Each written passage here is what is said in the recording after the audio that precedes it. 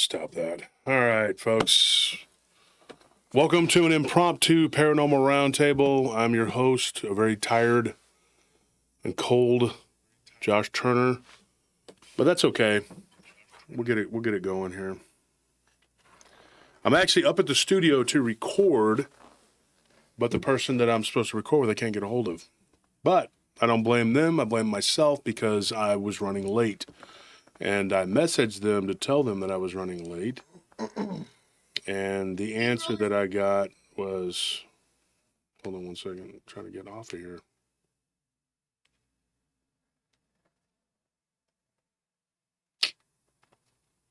There we go. But when I get up to the studio, they didn't look at my message back to them to tell them, hey, I can't record tomorrow. So it's one of those things. I'm up here, not doing anything. I might as well do a show, right? Yeah. I mean, we're already here. I got no jewelry on.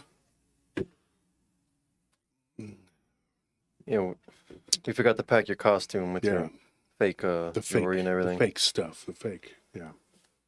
Wish. Anything anybody want to talk about? We got 130 people here. I'm not expecting a large crowd. I didn't pack snacks. Yeah. No dip, no chips, no sandwiches. Just us up here at the studio.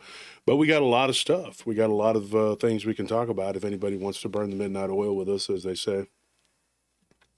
What is it, 10 o'clock? Well, it's not too bad. We get started at, 9 on Friday. Yeah. But we're always late starting, But this isn't, people aren't expecting this, so. And for the unfortunate souls on the West Coast, it's only 9 o'clock, so. 8. Oh, that's right. It's 8 o'clock over there, yeah.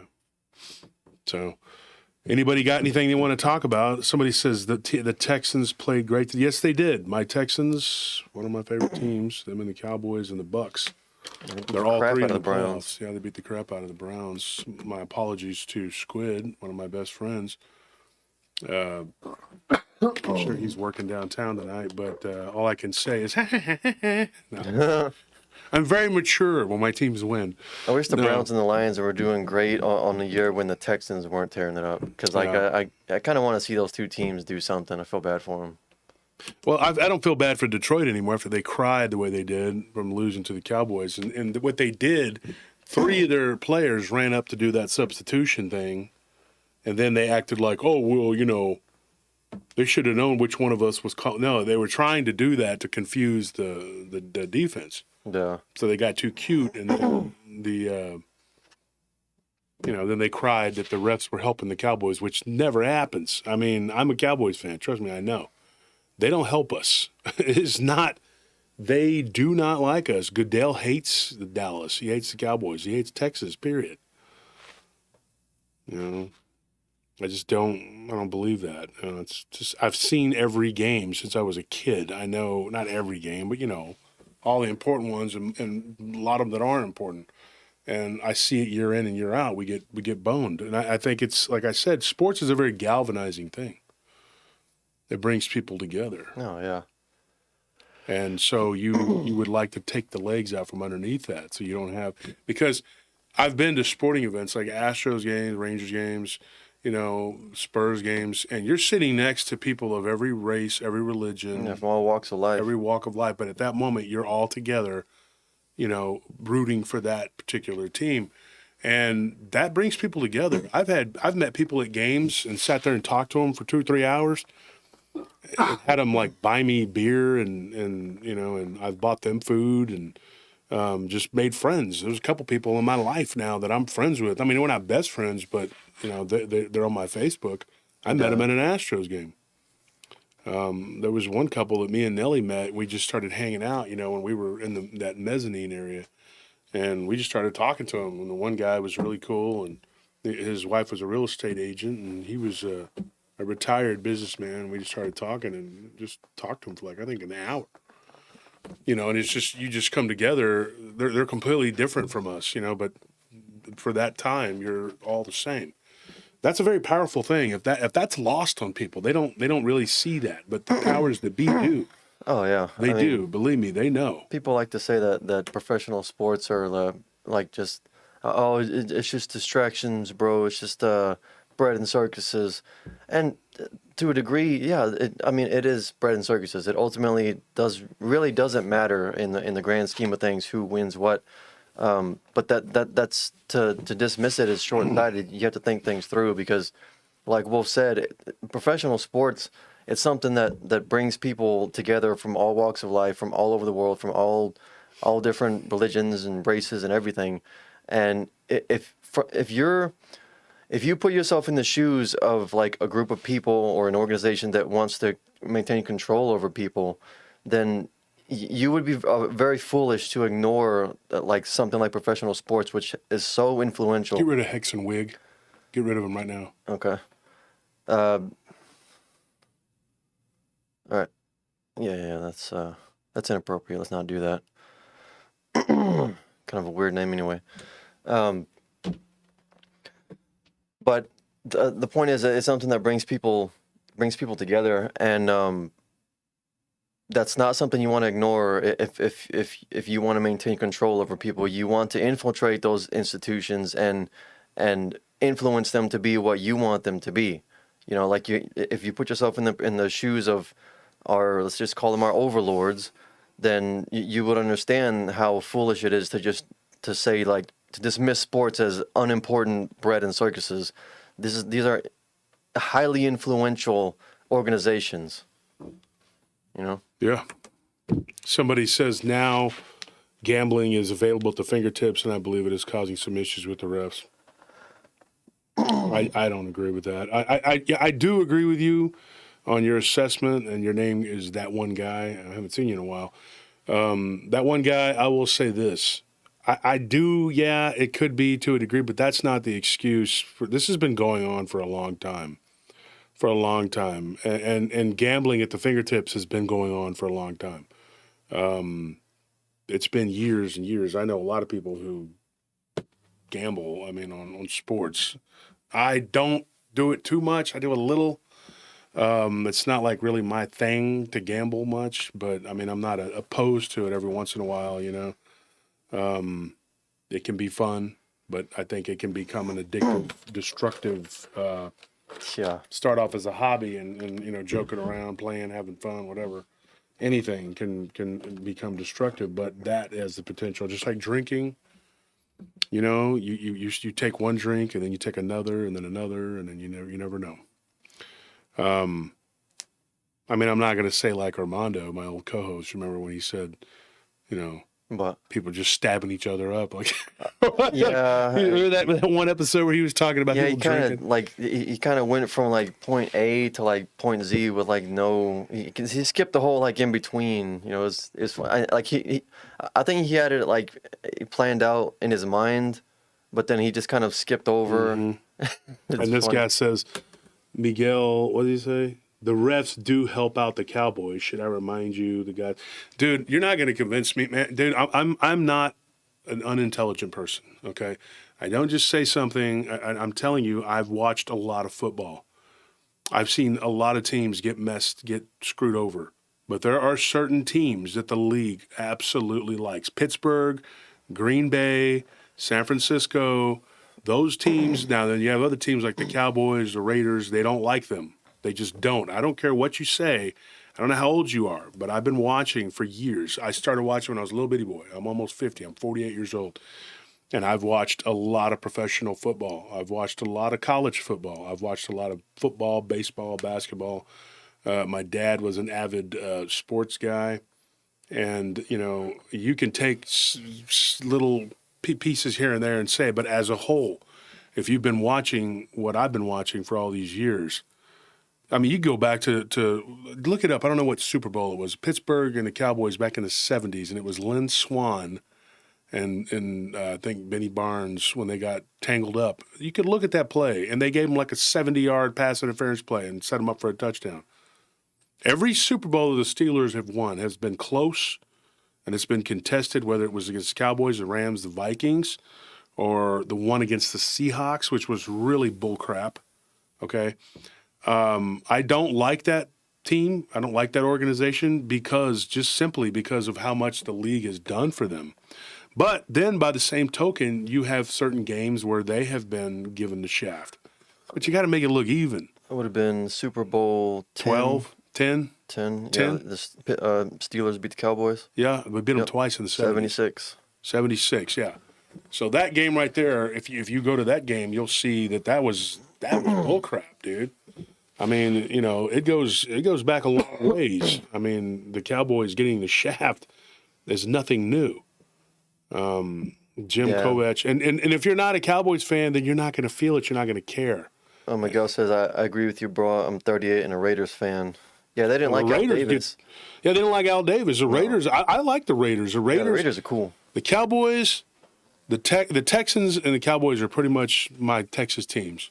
The Bucks are right behind them, and then the Raiders are right behind them. If the Raiders and the Bucks play, I'd go for the Bucks. But if the Raiders play anybody else but those three, I root for the Raiders, especially now that they're in Vegas and they're not in Cali.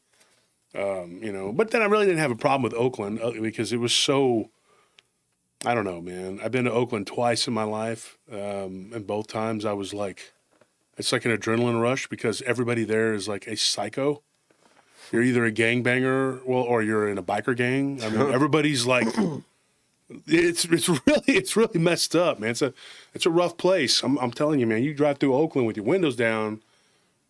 You know, it's like saying, "Hey, come carjack me," but it's like a whole nother planet, dude. And yeah, but I can tell you this: that whole area, that Bay Area, is actually very pretty, and it's got a lot of nice, you know. I do have a ghost story from San Francisco. Mm-hmm. And this is something that was given to me. I guess, you know what? This is a good one. And this one it wasn't too long ago that I was given this story, but I want to let the chat fill up a little bit. But you know what? We'll start off with that one. And unfortunately, it was given to me by a 49ers fan. They need help. They need help, folks. You got to pray for these people. If you don't get help, you know, get help somewhere. What is it they say if you don't? Speaking of what Warren Rice says, pass interference should have been called against Deion Sanders for against Michael Irvin. Oh yeah, here in Texas though, I went to the mall after that game was played, and there was a guy who used to have I can't remember his name. He was a little Hispanic dude, and he had a stand at the Barton Creek Mall years ago. He was a really cool guy. And then eventually he ended up having like his own shop there, and he had it for about 2 or 3 years, and then he got sick, and I don't know what happened to him. But he was a nice guy, and I got to know him. He was a Puerto Rican dude, a little Puerto Rican guy. I can't remember his name. He had his daughter and his son working there too for a little while. And I got to know him because I went in there. You know those trash cans, those metal ones? Yeah. I got both of them from him. Mm-hmm. But he wasn't even a Cowboys fan, but he had a picture on the wall for years at that store, like 2 or 3 years he had that shop, and then he had a little kiosk for about 2 years before that, so several years. And it was right after that game, and it showed Deion Sanders literally holding Michael Irvin's arms like this while the ball is falling right in front of him, and you're on there, and it says in Spanish, pass interference, you know, but and so one of my friends for my birthday bought me that picture. And then when I moved, one of the times I moved, it ripped. And so I never replaced it. But I had that picture for years. Years. I mean, you know, and it broke my heart. You know, same thing with the Astros when they played the Mets in '86. I mean, it was the New York team, you know, the Mets. I mean, I still say that was bullcrap. I believe it was Glenn Davis. Was it Glenn Davis? He touched first base, and then they said he was out or whatever, and then that was it. We lost Mike Scott and Nolan Ryan, Danny Darwin, Jim DeShays. Those were the starting pitchers for the Astros that year. I remember I can name every Met on that team, too. I hate them all. Keith Hernandez, Mookie Wilson, Darryl Strawberry, Gary Carter, Ray Knight, Lenny Dykstra. Can't stand him either. They call him Pigpen, that turd. I don't like any of those guys. Okay, I take my sports, Texas sports, seriously. Punch you in the freaking...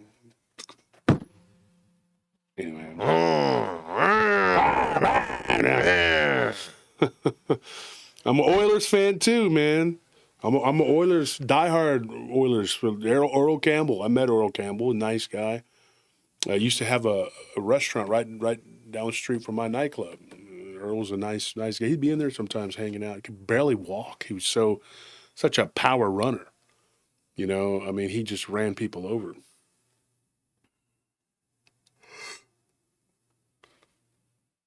Oh yeah, and then that Raiders game, with the Brady that started their dynasty, whatever that I don't know, man. The Raiders and the Cowboys have been on the receiving end of a lot of BS. I can tell you that, man. I've watched it happen.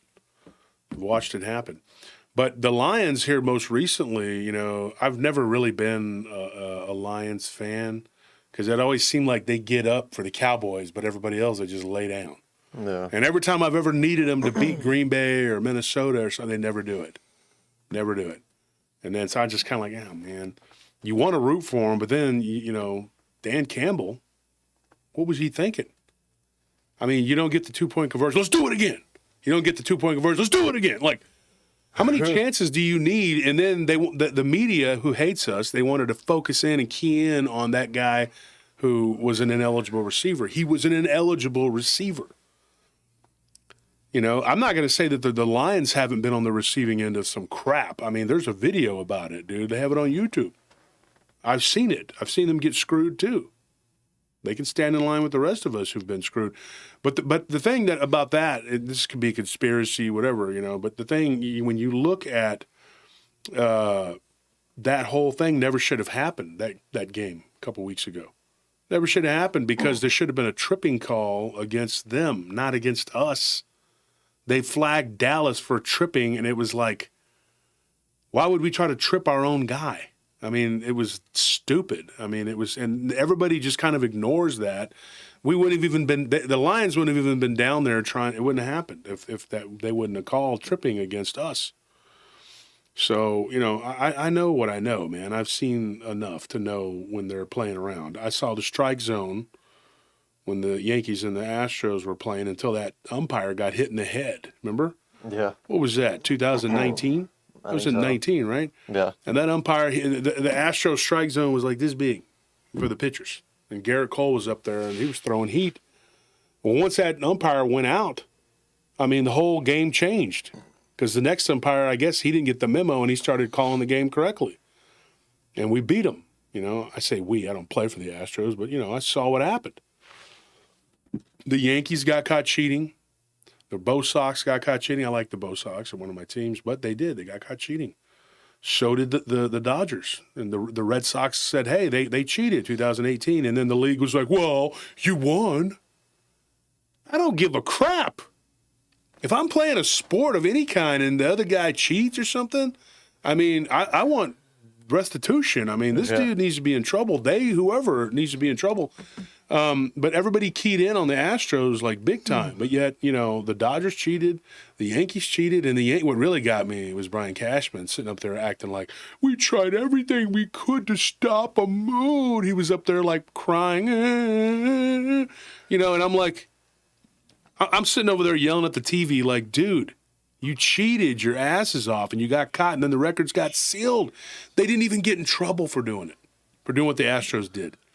Then the Bo Sox did it. They got in a little trouble. They got a slap on the wrist, and the Astros got in trouble. And it was the media beating the drum every day for 2 years, because we went through COVID and everything. Nothing else to talk about. Astro cheated, And Stephen Smith, that dude, man. I mean, if anybody's face just looks very slappable, it's his. That guy, I mean, dude, what is that dude's deal, man? Like, I mean, he's horrible. Like, he's an analyst, but I mean, for what? Did he ever play he looks like he's never, like a nerd that never played a sport. And then just got, was allowed to be around athletes. And I guess he was the water boy or something, And now he thinks he's got some kind of right to talk and say things. And he's just so corny and goofy. I mean, I don't understand that guy. his whole shtick is, I hate the Cowboys. Like, cares, dude? You're like 1 in a million people. There's a lot of people who hate the Cowboys. Big deal. Squatch is usually a red-haired giant. Why is that? Why would you think that's a red-haired giant? I don't understand. Waterboy to exactly. Yeah. That's right. We'll see what happens tomorrow, though, because the Cowboys play tomorrow, and when I come on the air tomorrow, I mean, I could have to sit there and eat crow. I don't know. I think they're going to win. You know, and I'm not being a homer, like, oh, it's my home team, you know. Like, why wouldn't you win? I mean, you should beat this team. Unless the refs do some magic, which that particular crew has been under fire this year, the last few years, for doing all kinds of crap. So look up that ref ref crew. I'm telling you, they have. Golly, I was reading. I'm not even a Twitter guy, but I was reading on I guess it's called X now, right? Oh yeah. So I was on X, which I don't even but I was reading the comments on there, and there was some funny comments, just roasting that officiating crew. So we'll see what happens. Hopefully we'll get a fair shake. If we do, the Cowboys win. I predict the Cowboys will win tomorrow. If we get a fair shake. But that's an if. You don't know. You can't predict these things. You don't know what's going to happen. I guess I better wear this since it's tomorrow's Cowboys. That's it, right? The snow camouflage. Since we're supposed to get snow or sleet or whatever the hell's going to come our way. It's just going to be slushy. This slushy crap. You know what happens in Texas? Like I said, we don't do anything with it. We just look at it. Yeah. We just look at it. It falls to the ground. You're just wait for it to go away. I do my impression of everybody in Texas when it snows. Here it is.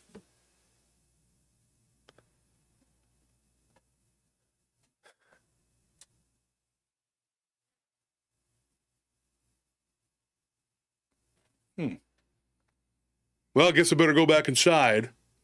And that's it. Yeah. And then whatever the hell happens out there just happens. And that's it. They don't do anything. We don't go out. No. It snowed like a foot. Like, I'm not joking. When was it, like 3 years ago? Over here in Austin, it doesn't snow a whole lot every few years or something. It snowed, I think several inches. It was pretty. It was, and I was on the phone with a friend, and he was up in Wisconsin. And he was like, but he doesn't live there, but we were talking, he says, hey, what's it like down there in Texas? Well, he actually lives in Kansas, but he was up in Wisconsin with his in-laws, a friend of mine from the old days. And he was like, I just wanted to see how it was down there. And I said, well, it's snow. And he's like, yeah, what are y'all doing about it? I'm like, what do you think we're doing? Nothing. We're doing nothing about it. We stay inside and hope we don't die. We're sitting around inside waiting for it to go away. That's all you do. You just go, you look out and go, I don't have to put on pants today. It's still there. My wife's like, oh, is it still out there? Yes, it is. It's still there. Look, it's still there. White stuff everywhere. Well, let's go back inside. I mean, we need to reserve our energy. It's cold. We don't know what's going to happen. We may die. We go outside and it's 20 degrees, you die, right? That's what happens. Yeah, instantly. It's like part of your body falls off and then you just, like the Terminator. It's like Sub-Zero on Mortal Kombat. Yeah, you just freeze instantly and then you shatter. Yeah.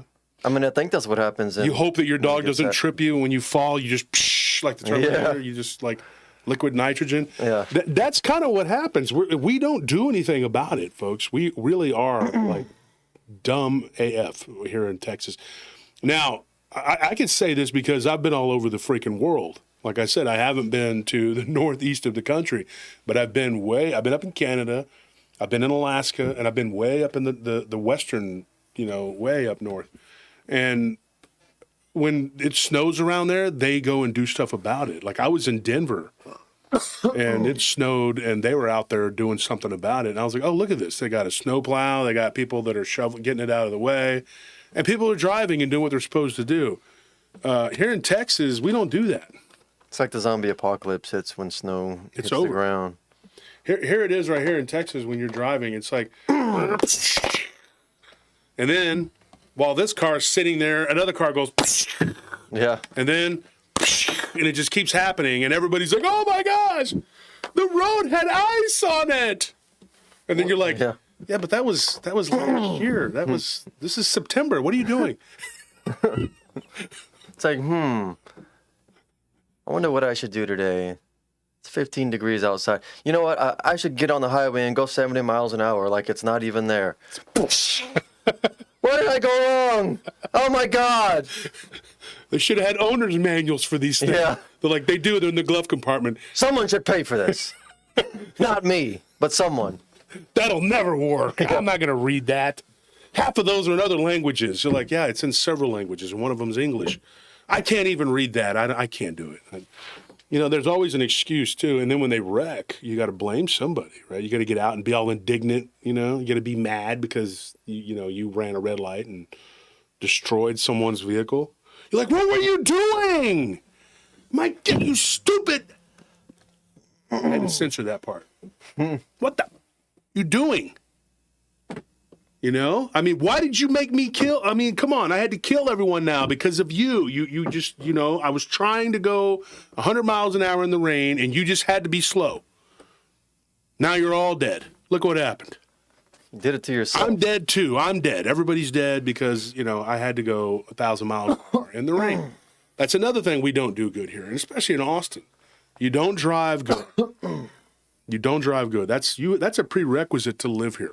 Yeah. In fact, if you go to live here, the city council will send out a form, I'm not joking, and they will ask you about your driving record. Now, what you got to do is just, they said, do you speed regularly? Yes, I do, all the time. And then they're like, literally on the application, they're like, okay, check on that one. Do you pop wheelies? They're like, every chance I get. Okay, that sounds good. Are you adverse to, I don't know, running a red light and just killing people? Like, absolutely, I'm okay with that. Okay, there we go. You know what? Welcome to Austin. Here's the keys. Here you go, folks. Go ahead. You'll get along just fine here. Welcome to Austin. And now people always try to say the Californians drive like they do. They get right up on you and they're like, you can see the white of their knuckles are so angry. Hurry up, I'm an important person. I got a small car and I'm right on your bumper. And it's good for the environment. And so they're right behind you. And then you have the Chicago-nites too. They do the same thing. Yeah. And they're like this, But I will say this. It didn't start with them. The bad driving in Austin has been a joke around Texas for a long time. What happens when you drive bad in Austin? Well, you're just driving along, and here's the famous move that's been happening since 1991, since I've been here. They just come into your lane. Yeah. And you're like, what? Huh? Whoa! Hey! And you're like yelling at the person. Slowly and they introduce themselves. And then you drive up next to them hoping you can, and they do this. They do not look at you. They do not look at you. And then they'll do this right here. Like, you're like, screw you. I know you see me. And they're just like not looking. They're like the referees. Yeah. And then you pull up at the light next to them and you're just looking at them and they still won't acknowledge you. And then one day, this is a true story. This is no funny, joking, whatever. I was with Scorp. Now, you know this story already. And I pulled up to a stop. And a woman had just pulled out and just did the famous Austin thing. Just, good luck, everybody else, right? Just, And so I got mad and I zipped around and I was like, you stupid person. I didn't say that. I said something worse. But I honked my horn. Beep, beep, whatever. And I'm mad, whatever. And then she looks over there and she sticks her she sticks her finger right up her nose and just starts twisting and looking right at me. I'll never forget. Big old Coke bottle glasses, ugly as sin. And she just and then she takes it and she just goes like that. Flicks it, and it makes the field goal. Like her window is down, and I'm like, ah! And it didn't. I don't think it hit me, but I was like, you nasty person, you unruly individual, whatever. And then the light turned green, and she was still looking at me with this look, like half. I don't know if it was a half, smile, half anger, and then she just burned. And that was crazy, and literally just flicked a booger in our general direction. Kind of like the Holy Grail, farting your general direction. She flicked the booger, and it was like, "Are you kidding me? That just happened to me." Yes, it did. And so that kind of taught me a lesson, though. Don't get too close and get around next people and stare at them for whatever, you're angry. Not unless you whatever. have your own snot rockets locked and loaded and ready to go. Yeah, you can do the little, thing, whatever, but I choose to not stoop to that level. We're not going to be trading vocals, man. I'm good. Just you got it. You win. You're on another level. When you can just turn and look at a handsome guy like me and have no shame and just stick your finger up your nose and just do the twist and then take one out and just flick it at me, you win. Okay?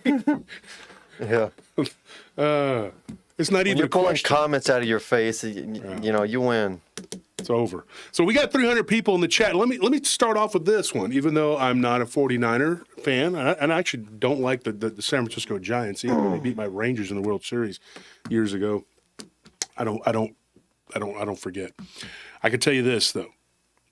San Francisco is one day going to have an earthquake, and it will probably fall in the ocean, folks.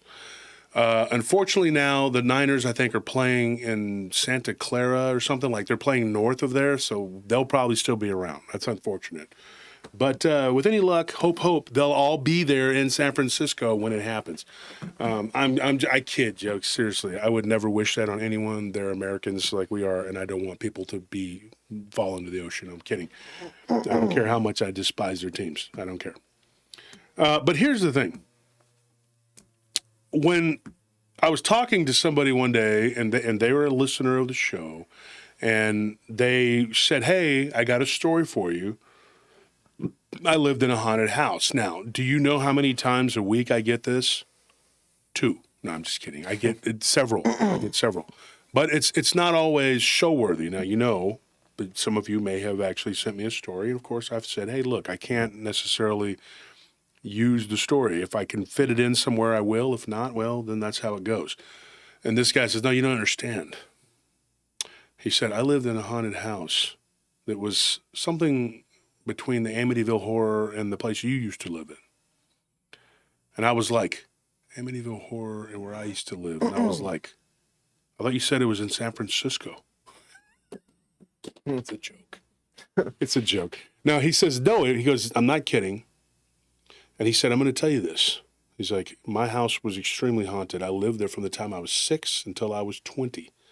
He's like, "When I was 20 years old, I moved out." They lived in San Francisco, in the city limits. And he said when he was there in '89, when the big earthquake happened and all that, and he says, "Dude, whatever it was that was in that house, after the earthquake, it stepped it up to another level." And he said, it wasn't like a normal haunting. He said, people think of you live in a haunted house. It almost sounds kind of goofy to me. I know that. But he said, it's not like a normal haunting. He said, living in that house was similar to just constantly having an anxiety attack. And I told him, I said, "I totally understand that. I get it." One day, he said, I was taking a shower. He goes, and I was like 7 or 8 years old. He said, and something punched me. Straight up punched him through the shower curtain. Wow. And he said another time, in this particular bathroom he shared with his younger brother, and he thought his little brother was poking at him through the shower curtain.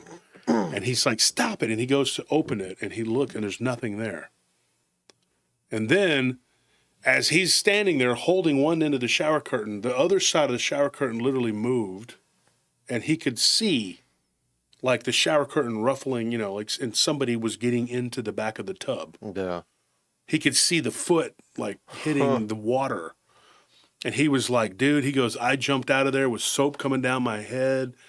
I screamed, 'Mom, Mom,' She comes running down the hallway. And for a while there, he's like, I think my parents were pretending like it wasn't real. He goes, but then my Uncle John moved in. He's like, when my Uncle John moved in, he was like, after 2 or 3 days, he was like, something's wrong here, because he just gotten out of the Army. And he said, dude, it was instantaneous. Like whatever it was did not like his uncle and started going toward, aggressively towards him, And then one day he's like, me and my uncle were sitting there and he's like, his uncle was his favorite person in the world. He was just always joking, laughing, and him and his little brother loved him.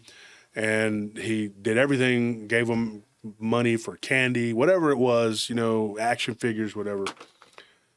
Video games, took him to like all these different places, and he was the greatest guy. He goes, but he's like, our house did not like us being happy. He goes, I can tell you that 100%. And I made a joke. I was like, well, you're in San Francisco. The taxes got to be, you got to be unhappy just about that. But I mean, I'm just saying, but still. But he said, he goes, no, it was horrible. He's like, it was terrible. He goes, we're sitting there, and my uncle, he liked to take like Cheerios or Fruit Loops and flick them at us, and we would start playing and whatever, and we'd have fun. Next thing you know, we're having a food fight, Mm-hmm. He said, my uncle did that. He's like, and I was like 8, 9 years old, my Uncle John. And then the next thing you know, it's like somebody just knocked his bowl of cereal all over him. And he stood up, and when he began to address the spirit or whatever it was, he said, what do you want? Why do you do these things? What is wrong with you? Blah, blah, blah. He said, right behind the TV, this bluish green ball of light came out from behind the TV. He said it was about the size of one of those small little, basketballs that you get, like the little Nerf ones. And he said it was about the size of a small Nerf basketball. Comes around. He's like, and it was just floating right there in the living room. And he goes, and me and my little brother and my uncle, we were dumbfounded. We were just staring at it. He's like, and then it moved and it went straight toward my uncle. And my uncle kind of stood his ground at first, and then he started feeling violently ill, and it went right up to his face and then went through his chest and came out of his back, and he fell over.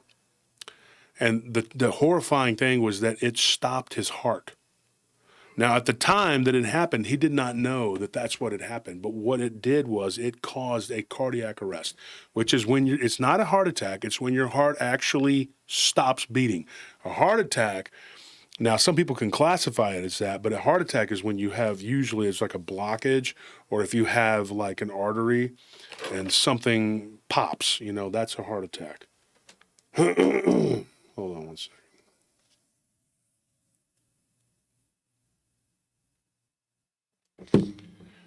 This is why we don't do shows on Saturday.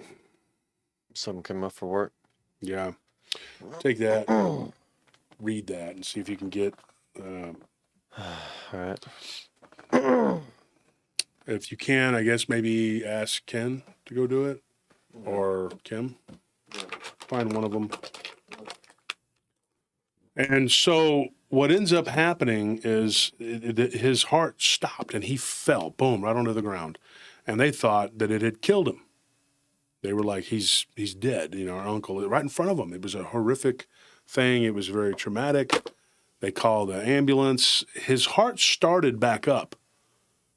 But right when the paramedics were arriving, he got up and was walking. He gets to the front door and he falls over again, and his heart stopped again. And then when he finally came to, he ended up in atrial fibrillation, which I've been in. I know what that's like. But it was horrible, and it went on for days. And he eventually moved out and got an apartment, and he told his sister, which was their mother, you got to get those boys and get the hell out of that house.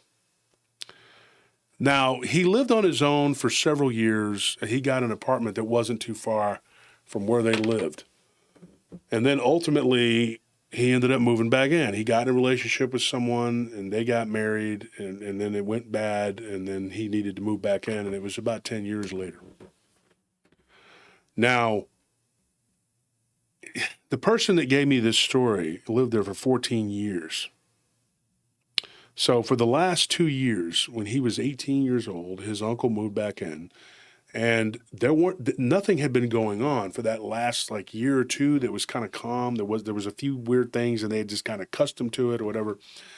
The night that his uncle came back to live, not to visit, but to live, something grabbed him by his hair and tossed him headfirst onto the ground and into the wall. When this happened, this guy challenged this spirit, once again, very brave, because after something stops your heart, you're not going to want to sit there and antagonize it and try to fight it. But he did it again. Only this time he was a born-again Christian, and he brought an arsenal with him. Holy water, everything you can think of. And one of the reasons why the guy gave me this story is because of the St. Benedict. And he told me about that. He said, my uncle had a St. Benedict medallion. He would keep it in his pocket. And he wore it everywhere. Like, he had it with him all the time. He was either wearing it around his neck with a makeshift necklace, or he had it in his pocket. Did you take care of that? I'm trying to. Okay. So this is what transpired. He goes into prayer. His Uncle John goes into prayer. Whatever was in that house had decided, it declared war on him. It did not like him. And like this guy said, he goes, me and my brother were convinced it did not want us to be happy. He's like, it was demonic. Oh, and they saw it, what it looked like, too. It was a very foul-looking creature. It was a demonic-looking entity that lived in this house, and it came up out of the floor. And his uncle stayed up all night one night reading the Bible, getting up, throwing holy water all over the house, salt, everything you could think of. Ultimately, leading to a confrontation between him and this entity that came up out of the floor in the kitchen of this 3-bedroom house. He said, me and my brother were there. We were stunned. He's like, I was a couple years older than my brother. He goes, I'll never forget. I was a young guy. And he's like, we were there. We were watching. And he's like, the table flipped over. The chairs flew backwards. And this entity appeared. He said it looked like a black blob with no discernible features of no arms, legs, nothing, until you get to where the head was. There were these green dots that were, I guess, like its eyes. And then they got bigger. He said until they were like the size of reflectors, and this thing expanded, and it was just a pillar of black smoke. And when it would move, the face would come out of it. And he said it was, you could see like teeth, like human-like teeth with these little fangs on it, like a vampire almost. And he said, it was human-like. It didn't have a nose or anything. And there was no hair, but you could see like the skull that would come out of the smoke. And when it would walk and move, it just kind of glided. And it began to screech and make all these weird noises. So, I keep saying ultimately, eventually this thing, he prayed it away. Like it was, he's like, I rebuke you in the name of Christ. It's over. You cannot be here. You are done. He's like, and my uncle was the bravest man I ever saw. He goes, he walks up to this thing and puts his hand right on it. He's like, and just bows his head. He's got his head bowed and he's praying. And this thing is like moving around. Turns up into like a black ball and then zips around the house and goes out the window, breaking the window, shattering it, and going out the kitchen window and is gone. He's like, from that day forward, we never had a problem again. He goes, and guess what? Then my mom decided we should move. After all that. And so I said, your uncle, I said, I guess he lived, he's a very strong guy. He's like, well, my uncle's deceased now.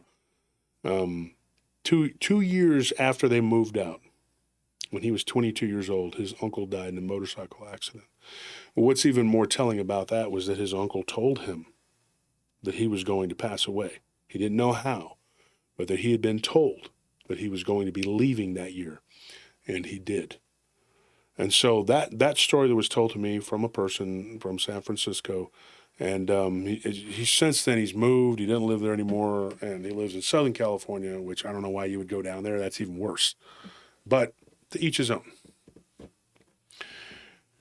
The power that this guy had was from God, make no mistake, because no person can confront one of these beings and take it on by yourself. And I have people tell me all the time, like, I want to fight a demon. I want to do this. I want to do that. And I'd tell them this, I'd like you not to. You have to have some really strong faith, okay? This is not a game. It's not a joke. And his Uncle John was a very, very devout, faithful person. He was not afraid. And the first time that had happened, and he said every time that Uncle John, at one point he had moved to Seattle, he came back down. He said that at one point his uncle had come down to visit, and he had prayed and rebuked this thing as it knocked something out of the cabinet. And it was not technically a poltergeist, I guess, per se, but it would do things. It would move things. And he said that he believed that that entity was what was causing it. But there was more than one thing there. It wasn't just that one demonic entity. He saw something that looked like an older woman she would just kind of be, puttering around the house. He believed that it was somebody who had lived there before, and she couldn't move on because of this demonic entity. And he thinks that because he had a dream where this woman talked to him.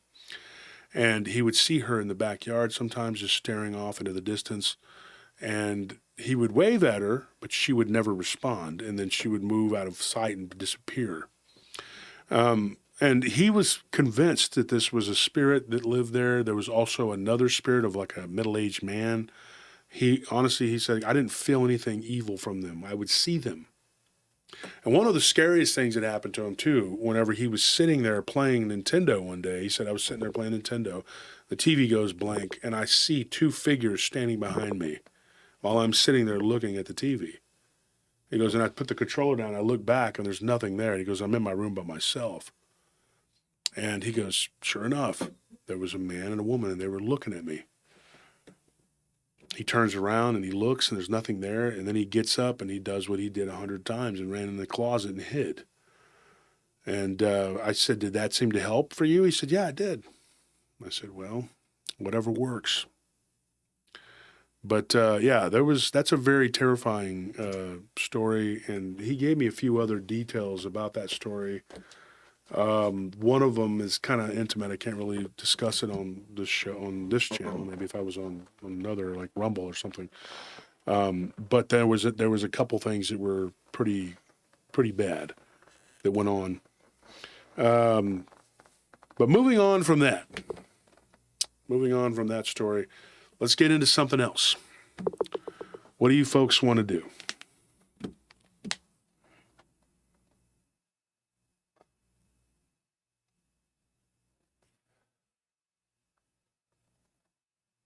Yeah, Sugi says, I think some demons are soul collectors. It makes you think that because there will be a haunting and there will be a demonic presence.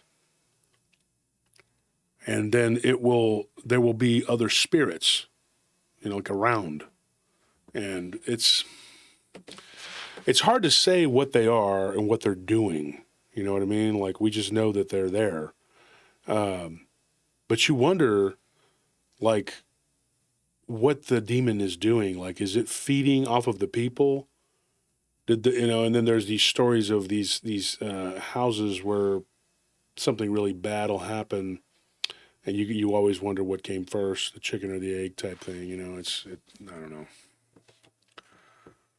Like, did the evil spirits come because of that? You know what I mean? Like, because like the demons come because somebody passed away and there was an energy there, or did the demon cause? You know what I'm saying? Like, what am I saying here? Like it's like what caused what? Like, how did it start? Yeah. Yeah, how did it start? And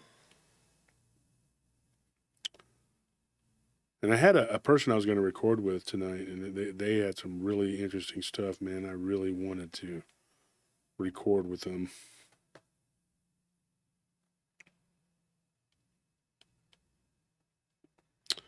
So it looks like the Chiefs took care of business and beat the Dolphins. The Dolphins, if they couldn't beat them, then I don't know.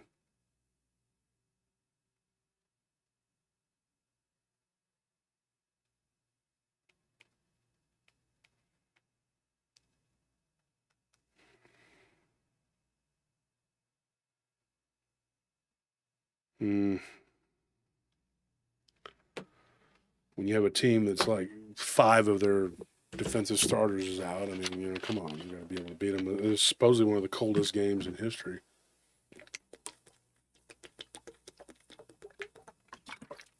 I don't think it's fair that they have teams playing on Monday night. The Cowboys, they did that to them last year. That's bullcrap. They played on The Niners got to play on Saturday, so they had 2 extra days of rest, and the Cowboys had to go out there and play them, which was ridiculous. I don't know. It gets me aggravated. Maynard W says, "Go Pack, go!" No, no, no. Yeah, one of my workers is a big Packers fan, so I gotta hope that they lose. Miami Mall aliens. You know, I don't really know enough about that to say one way or the other. I have had a couple people send me clips and information. One guy claims that he was researching it, and these alien beings, they weren't really aliens, but they were just like tall, cloaked beings, and they were actually doing things to people. But I couldn't really find anything to verify that, and I did spend about 2 hours on this thing altogether. Because I just don't put a lot of credence into it. Any thoughts on Barton's video? Compelling. I mean, obviously it got one guy all worked up and making a big deal because he wants to stay relevant. But I'm not going to say his name on here because that's all he's doing is just trying to be relevant. You know, he wants to fight with people, let him go fight. I'm sick and tired of fighting with people. But I will defend Barton, I could tell you that, because he's one of my best friends. It says, to be honest, I find the NFL unwatchable anymore, but I still hope my team does well. Goodell is a joke. Yeah, Goodell's terrible. Says, I watched Sparky says, watched a guy that went to that mall and couldn't find any place that looks like the supposed clips on the inside since it's an outdoor mall. It was an outdoor mall? Weird. Because that would change everything. Love Cat says, it's not real, sorry, you know. Yester Castle in Scotland was supposedly built by goblins. There's a lot of stuff like that. The Red Wall, supposedly built by the Jinn. The Temple, you know, in Jerusalem, supposedly, same thing.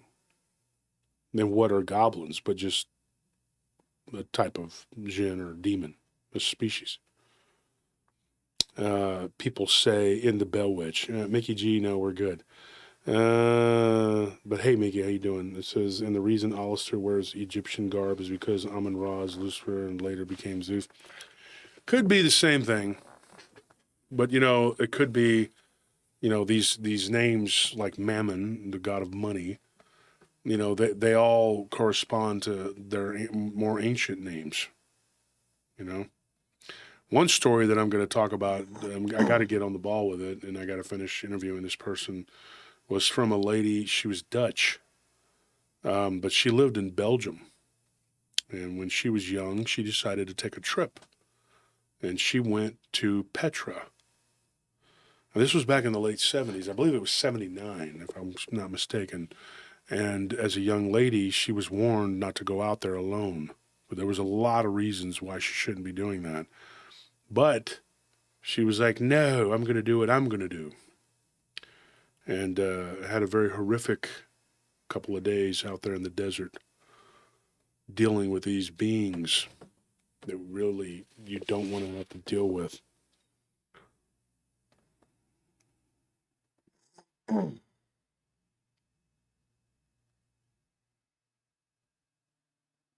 Linda says, Linda in your dreams says, I visited Petra. What did you think of it? And how did you go?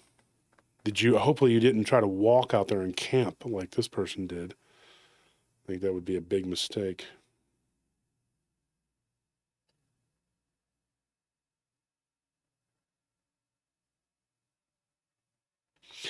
Vulcan Death Grip, yes.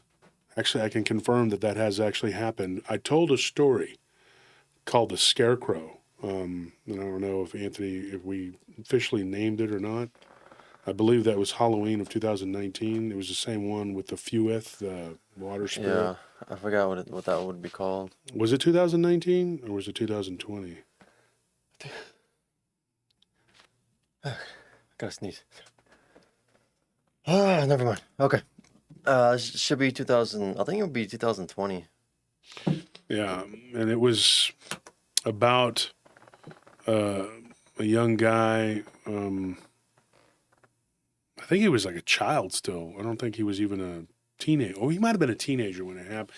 I don't know. It started when he was young, but he lived with his grandparents because I think his parents had passed away or something, and he lived with his grandparents. And if I'm telling the story correctly, and it was a farmhouse. And what he had told us was that there was this scarecrow that would scare the crap out of him, and he started dreaming about it. And then he couldn't tell whether the dreams were real. They were kind of like bleeding into our reality from the dream reality, as he called it. And he woke up and there was straw, like in his bed.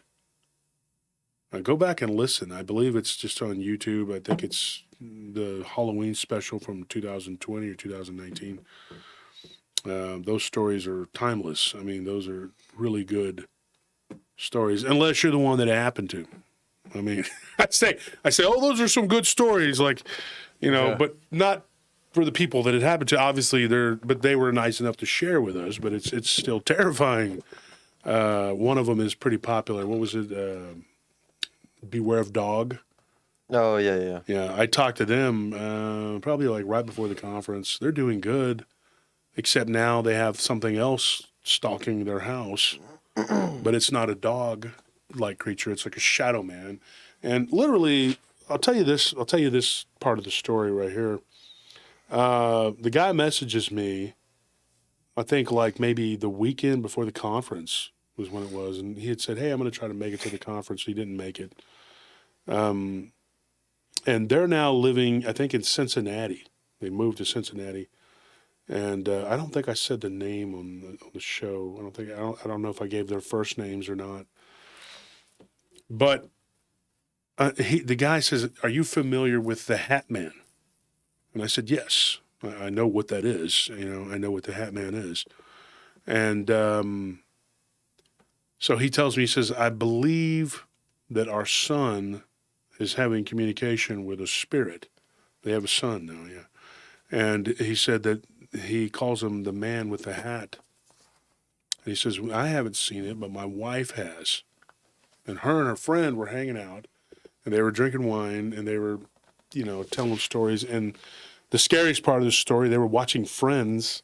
Oh, no. Oh, my gosh.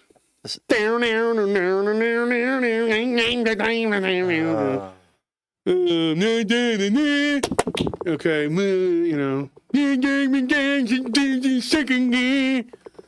shut up. Now my wife's over there going like, you shut up, because she loves it. Every man who's ever been with a girl has been forced to watch that. Absolutely, trash. Dude. When a man loves a woman, watch Friends. No. Anything but that, please. I'd rather be alone forever. So Love Cat says, I hate that show. Well, there you go. Hey, y'all, can we get a story of cryptids fighting? I plan on going to the next conference. I don't really have one off the top of my head. I could go back to the data thing and look it up. I sound like I got some amazing system now. I just got files, but yeah, I could look it up and maybe tell you one tomorrow if I find one. I'm pretty sure I do. I'm pretty sure we did. Didn't we do? Well, we did that one called You called it Cryptid Wars. Yeah. Maybe we need to go back and look and see what's on there. If you guys could tell me what's on there, I don't, then I could tell you whether I did them or not. Because I'm going to sit up here and retell the same story that was on Cryptid Wars, and then you're going like that. We already heard this one, loser. Is that the correct way, or is it this way? Which way? The L? I don't know. Whichever. But yeah, you're going to be like, this guy's a loser. He's retelling the same story. Somebody said that the other day. They're like, he retells the same tired stories every time. And I thought about it. I was like, you are a liar. And then I thought about it. I said, no. Maybe this person has only watched my show twice. And by some weird cosmic twist joke, well, guess what? He heard the same story. Maybe I repeated it or I referenced it. And then he was like, oh, this guy's terrible. And then he takes his computer screen and he breaks it trying to get to me because I'm this big and I'm in the computer. That's kind of what how the comment looked like somebody that would be that stupid to say that. You probably do think little people live in your TV. You're the man in the box. The man in the box. Yeah, but I don't know. Victory is mine. That's probably what he says after he punches the TV. I hate your stupid face. I can tell you this. I know that it does happen, and I know that I've gotten stories about reptilians and Dogman kind of being in the same vicinity, along with Bigfoot being, in the same vicinity as Dogman. I tell you one thing, though. I have not heard much about a rake being in the same vicinity as, like, Goatman, or, like, we've heard of them, like, fighting with, like, Bigfoot, Dogman. But what about aliens? Like, does anybody ever see them interacting with aliens? Have we talked about that? Did that happen on the show? Seeing what interact with aliens? Like a pale crawler humanoid type thing. Not that I recall. No. Or like a reptilian, like a full-on reptilian, like one of the Godzilla-headed looking guys interacting with one of these crawlers. I don't know. That would be weird. If anybody's, I probably get somebody telling me about it now. Now I said something about it. That's usually how it works. Andrew Brown says, "How about reptilian encounters?" I don't know, Andrew. Are you gonna throw me some ends? I don't see no paper. Where's my paper, Andrew? $5, Buster. $5, Buster. You get the toothpick. Yeah. Up there, throwing the toothpick. Every time you get mad, just throw a toothpick. Yeah. Just get a fresh one. What is Mickey G talking about? Thought it was Zane the cat. Oh, yeah, that's right. She has a cat named Zane. Probably more peaceful than the Zane we know. Oh, yeah. Recently, Kez McIntyre says, I recently heard a story of someone making a pact with a river spirit in Africa and bringing it back to the USA. Oh, that's great. Okay. And they said ever since then, people have been drowning. She said started in 2016. Drowning where? Like, give me more. Feed me, Seymour. What do you got? Missing time accounts? Oh, yeah. There's plenty of those.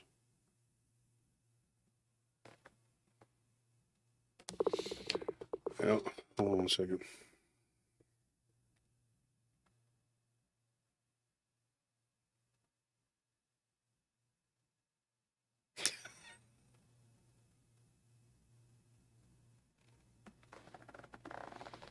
It's got a funny text.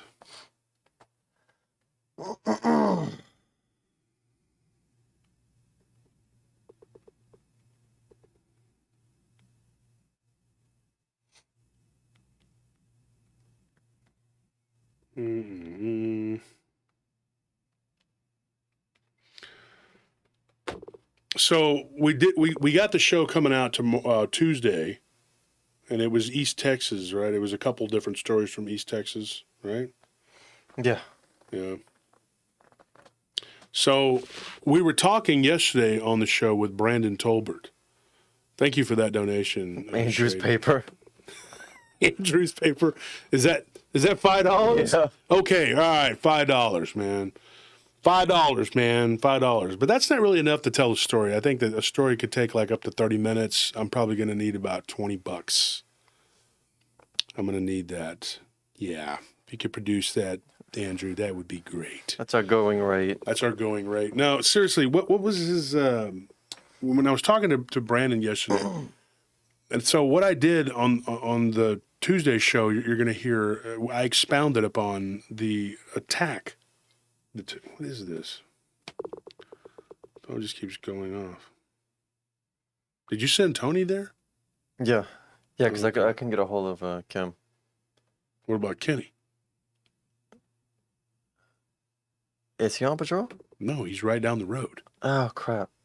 So you sent our guy from the north over there. Oh, well, work stuff, folks. Don't worry about it. What I was saying, though, is like I expounded upon an attack that took place on someone. And this was a woman her niece, it happened to her niece, and she used to live in my mother's complex. And, yeah, it was, I finally got the full story, like what had happened. And I wasn't like looking for it either. She just messaged me out of the blue. And it was very interesting. Here's another interesting thing. Synchronicities and all that. This person that I was supposed to record with tonight had a story from Maryland and once I record with her and you hear you'll understand why. I wanted her to, there was so much information she had. So much. Her and her son and what they went through. And there was a shadow dog type creature, whatever, the day before I talked to her about her encounters. Okay. I had talked to a guy, or I was talking to you guys about I was telling Anthony and Nellie about the person that I had been talking to from Landover, Maryland, that had given me a story. And this person, she's from Maryland too, and I'll let her. We'll eventually record, and you'll hear what I'm talking about. So, what are the odds? This guy gives me a story about a week, probably a week and a half prior to me talking to this person, and the day before I talked to her, not knowing her story, but it was from Maryland. I think she said she was like 30, 40 minutes from there. Same scenario. Like this guy saw like this shadow dog thing. I will talk about it tomorrow on the show. And then not this coming Thursday, but hopefully we'll have recorded by then. And then the next Thursday we'll hopefully have her story out. But part of what she talked about was this shadow dog, demon dog thing. And it was interesting to me that this gentleman had told me, very, very nice, friendly, and about something similar. And we had talked about it the day before, you and me and Nellie, when we were driving through Spicewood. And it was just, going over stories for the show. And then the next day, I hear this person telling me a very similar story from the same area. So it's kind of like the whole Brandon Tolbert thing where he had, these people, you have these encounters.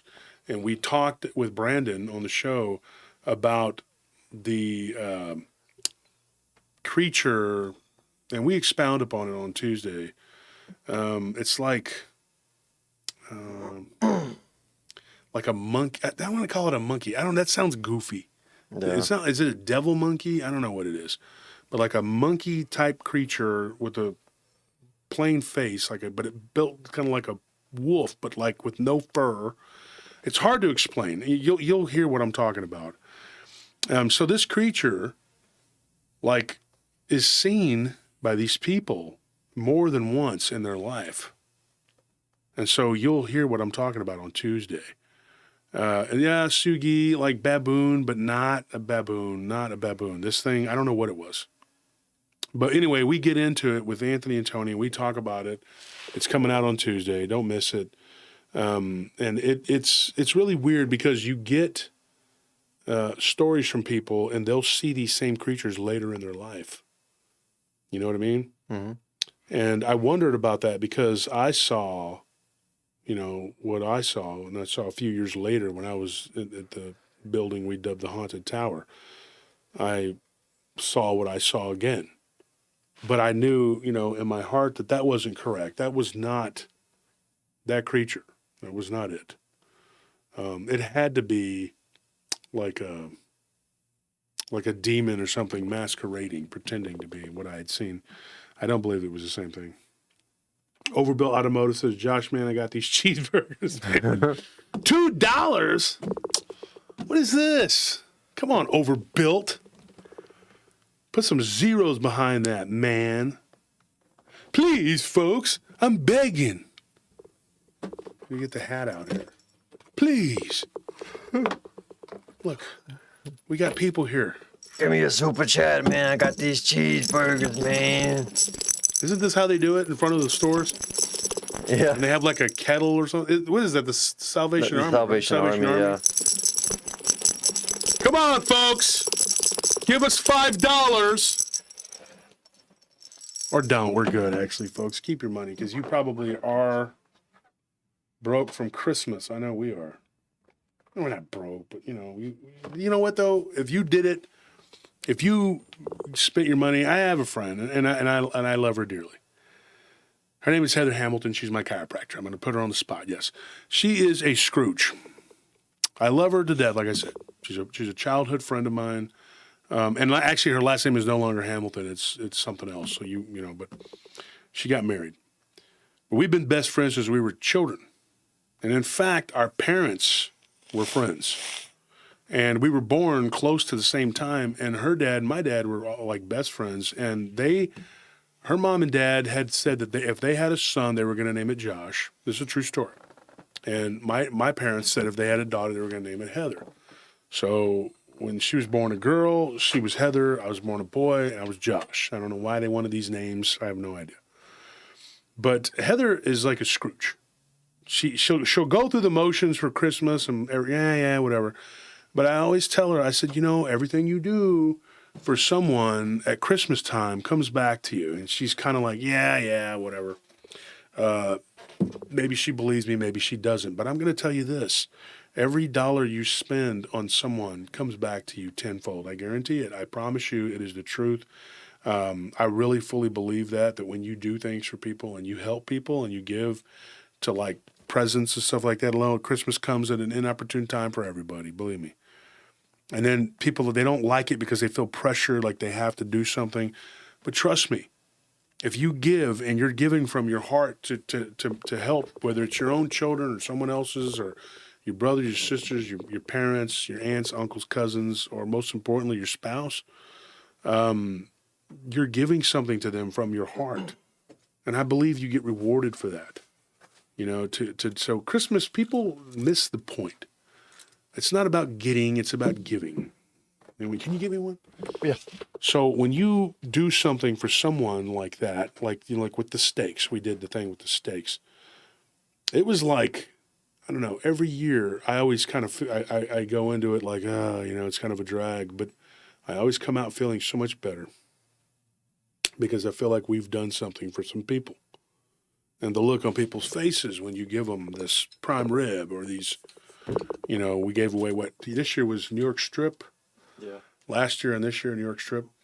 When you do that for people, man, I mean, come on. And then when they give you the feedback and they're like, yeah, we grilled those steaks and they were so good.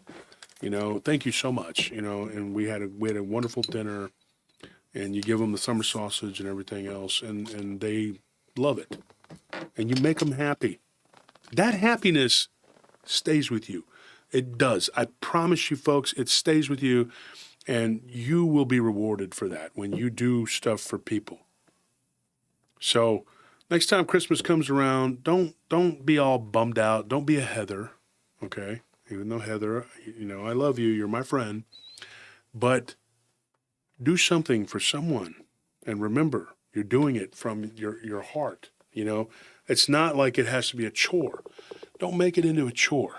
You know what I mean? Don't let the people who are the Scrooges and the Grinches ruin it for you, right? Because they'll steal your happiness. I promise you, they'll steal it. They absolutely will. I got into it at CVS a couple years ago. Anthony had to pull me away.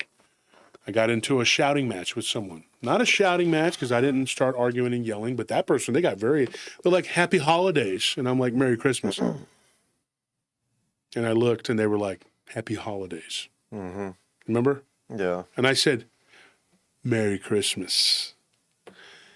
Happy holidays. And I was like, Merry Christmas. And then they were like, again. And I said, Merry Christmas. Merry Christmas. We can play this game? Merry Christmas. I did it up and down. I moonwalked. I did the running man. I did it. I was like, look, it's Merry Christmas. Then they said, sir, can you leave our store? And I said, no. And then they said, yes, we have security here. Can you get rid of this guy? And I said, okay. I don't want to go to jail, but Merry Christmas. And then Anthony and Scorpion were pulling me out. Then we got home and we lied to my wife. That sounds horrible out of context. She was like, did you get what I needed? I said, there were aliens there. They were 8-foot tall aliens, and they were eating children, and they ate the cashier as I was trying to get what I had it in my hand. Pudding pops. There's no more pudding pops. The aliens eat the pudding pop. I walk in, and I was like, it was the pudding pops, and it was gone. I was, oh my God, the kid with the purple shirt runs real fast. You know what I'm talking about? No, we don't, Bill, but that doesn't stop you. It didn't stop me either. Okay? And so, of course, I'm like telling my wife, I'm like, what's that over there? And I put a couple sleeping, Bill Cosby'd her. That was it. She woke up, didn't know what happened. I'm like, ta-da! Christmas! Merry Christmas! That's completely false. I did not. Never do that. Never do that. It's a real story I just made up. Real story. I just made it up. No, seriously, what happened though? Like I did lie to my wife. Okay, confession time. Right? She already knows. She knows. I think she does. I went home and I said, "Look, it was closed." She's like, "What?" I said, "Yeah." These people just like rushed in there and bought everything. They were like, "Hey, we got to restock." And she's like, "Huh? I was just there earlier. Like today?" She's like, and I was thinking, "Oh crap!" And she's like, "No, yesterday." I said, "Oh, that was the one off of Duval. That's that other one that." It's like that's not the one I went to. And then, of course, I played myself. She's like, "Well, then why don't you go to that one?" And I was like, "I would. I would. I'd walk over there. I'd go right now if I had to. Do I have to?" And she was like, "Well, we should go together." Defeated the whole purpose. And so I had to go to the other one. When I walk in, the Grinches won. They were like, "Happy holidays." And I'm like, no comment. Happy whatever you want to have. Happy Kwanzaa, Hanukkah, Christmas, whatever. Cranberry Day, I don't care. Whatever you want to call it. I'm good. I didn't say a word. I just went in and, yeah. See what happens when you lie, folks? Not good things happen. Not good things. It ended up being bad because my wife put about a $240 dent in my credit card. But at the end of the day, it was for a good cause. Because I needed to get gift cards for Anthony's brothers. And although it turned out that one of them was fraudulent. Yeah. Tell them the story. What happened? Oh man, we got him like a $200 Visa gift card, and he used it one time somewhere, and then he calls me and says, "Hey, Anthony, how much was this gift card for? I thought it was for $100 or $200." And I told him, "Yeah, I mean, did you spend it all? Like, what is this? Why are you calling me?" Because he's a 20-something-year-old. He's terrible, with money. So I was kind of annoyed, but then I looked into it and I pulled up all the transactions, and one of them was from him, right? And the rest of them just cleaned out the whole card, and they were one of them was in Fort Worth, another one was in Dallas and Houston. I don't know. Those gift cards are just a big pain in the butt. And then I tried to get a refund. I reported it as fraudulent, and that was a huge pain in the butt because they don't refund it for I think you have to wait 3 to 6 months for them to refund $200, and even then they send you some form when they're ready to process your refund, and you have to fill it out with all this information that at that point I didn't have.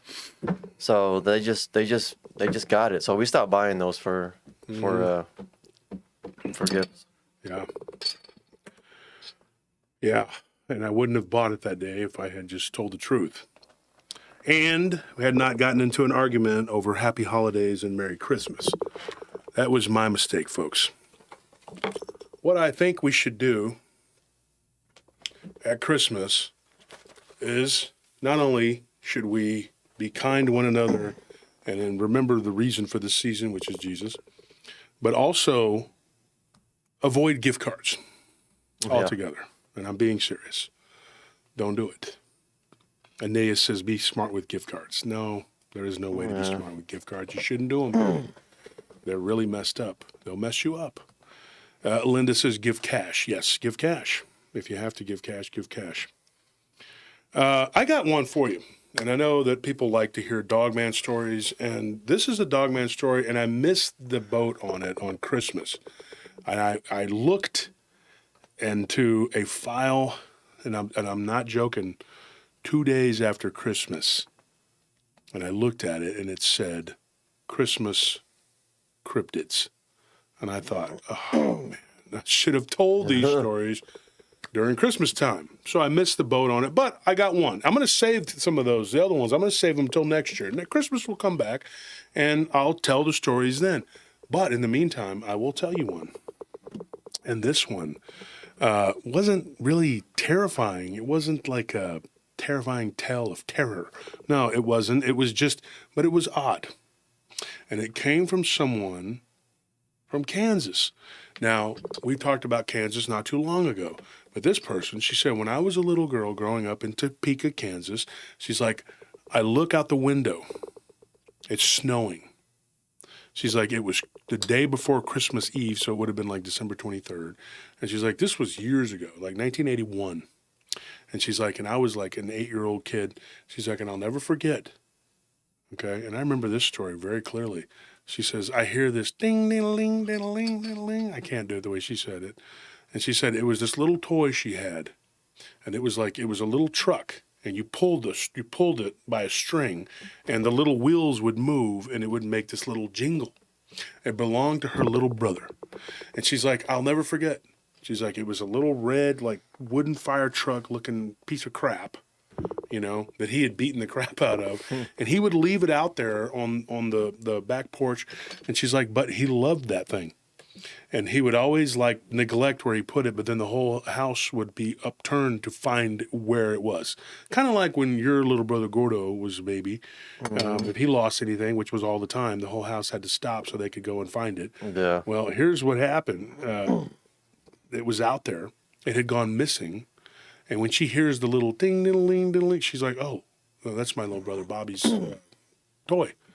I'm going to go outside and find it and, you know, grab it. She thought that the wind, because Kansas is very windy, and she's like, I thought the wind was pushing it. She's like, but I was wrong. She's like, and this was her first, well, let me explain. She says, I look out the window as I'm walking by the den, and what I see, she goes, I stopped dead in my tracks. I'll never forget, I was 8 years old. She's like, I turned 9 at the end of January. She's like, so I was not a little bitty kid. And she's like, I remember. And she's like, and I see this creature. She's like, and it looked like something from The Howling. And then she's like, Mr. Turner, she calls me Mr. Turner. No matter how many times I said, call me Wolf. She says, Mr. Turner, have you ever seen The Howling? And I was like, no. I don't watch those stupid movies. What were you saying? I'm joking. That's not what happened. I said, no, I've seen it. Yeah, of course. And she's like, it looked like something from that movie. She's like, my little mind was trying to process what it was. She goes, I was staring at it. And she's like, and it was pulling the string and looking at it. And she's like, and then it lifted its head and looked directly at me and then lowered its head, how a dog or a wolf, you know how they look and they kind of like they're getting ready to pounce. She's like, and then it went toward her, like toward the window. And she was standing there and she's like, I'm terrified. She's like, and then in the corner of my eye, I see something else move. And then I see something like a few feet behind the first one. It's a second one. And it walks up and it grabs the toy. They're both staring at me. And I said, what happened? It was really freaky, right? She's like, nothing. She's like, I stood there what felt like an eternity. She's like, and my little hands were just like, she goes, I get this nervous habit. And she's like, to this day, I pop my knuckles just by squeezing my hands. And she's like, and I'm standing there. She's like, and I'm frozen in fear. And I wanted to yell for my dad. I wanted to yell for my mother. She's like, but I couldn't. I couldn't do anything. She's like, and then in my mind, this thing said, mine. And they both took off and out into the open field, and they were gone into the darkness. And I said, was this the first time you'd ever encountered these creatures? She said, yes. But she thinks that she might have been in close proximity to them. But it wasn't the last time she would ever encounter these creatures. 2 other times in her life she encountered them, and we will talk about those. We will talk about those, I promise you. But one of them, you know, it's really weird because it goes along the lines. One of them was in Colorado, like a long ways from there, like Durango, Colorado. Mm-hmm. That's a long ways from Topeka, Kansas. Yeah. I mean, not a long, long ways, but because it's the next state over, but it's pretty far. I mean, they're not like right next to each other. So when she said, you know, this wasn't the last time, and she, you know, she proceeded to tell me about what happened there when she was in Durango, but there was another encounter that she had in Kansas. But that's for another story, another day, whatever.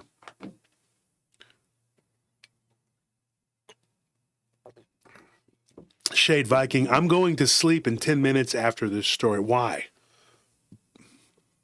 It's only 11:30 here. What are you people? Are you diabetic, narcoleptic? What's going on? You have parasites? Do you need ivermectin? Is that what's going on? Okay, fine. Leave. Let's get nuts. Fine. Whatever. My tapeworm says it's time for bed. Tapey. Little Tapey said, no more. I got to go. My grandpa used to tell me that. He said I was always wiggling around. You're always wiggling around. Always had a big old thing of chaw in his mouth. You're always wiggling around. You got worms in your butt. You're always wiggling around. Always moving. He'd get all like aggy because he could see you in your peripheral. Yeah. And he'd be watching. You know, he used to watch Sanford and Son, The Jeffersons, Archie Bunker, All in the Family. Yeah. And he watched the Carol Burnett show like clockwork every day, those same stupid shows. And then he would talk to the TV like they were real people. Well, that Gomer Pyle, boy, he's so stupid. You're like, you know, he's not a little man in the box. He's actually an actor named Jim Neighbors. But, you know, he was a very colorful guy. I've talked about him before. And I'd be on the other couch, and I always had like a plastic sword or something I'd be playing with, you know, jumping around. Hyperactive, ADD for sure. And he'd be like, you're always moving around. All I see is like.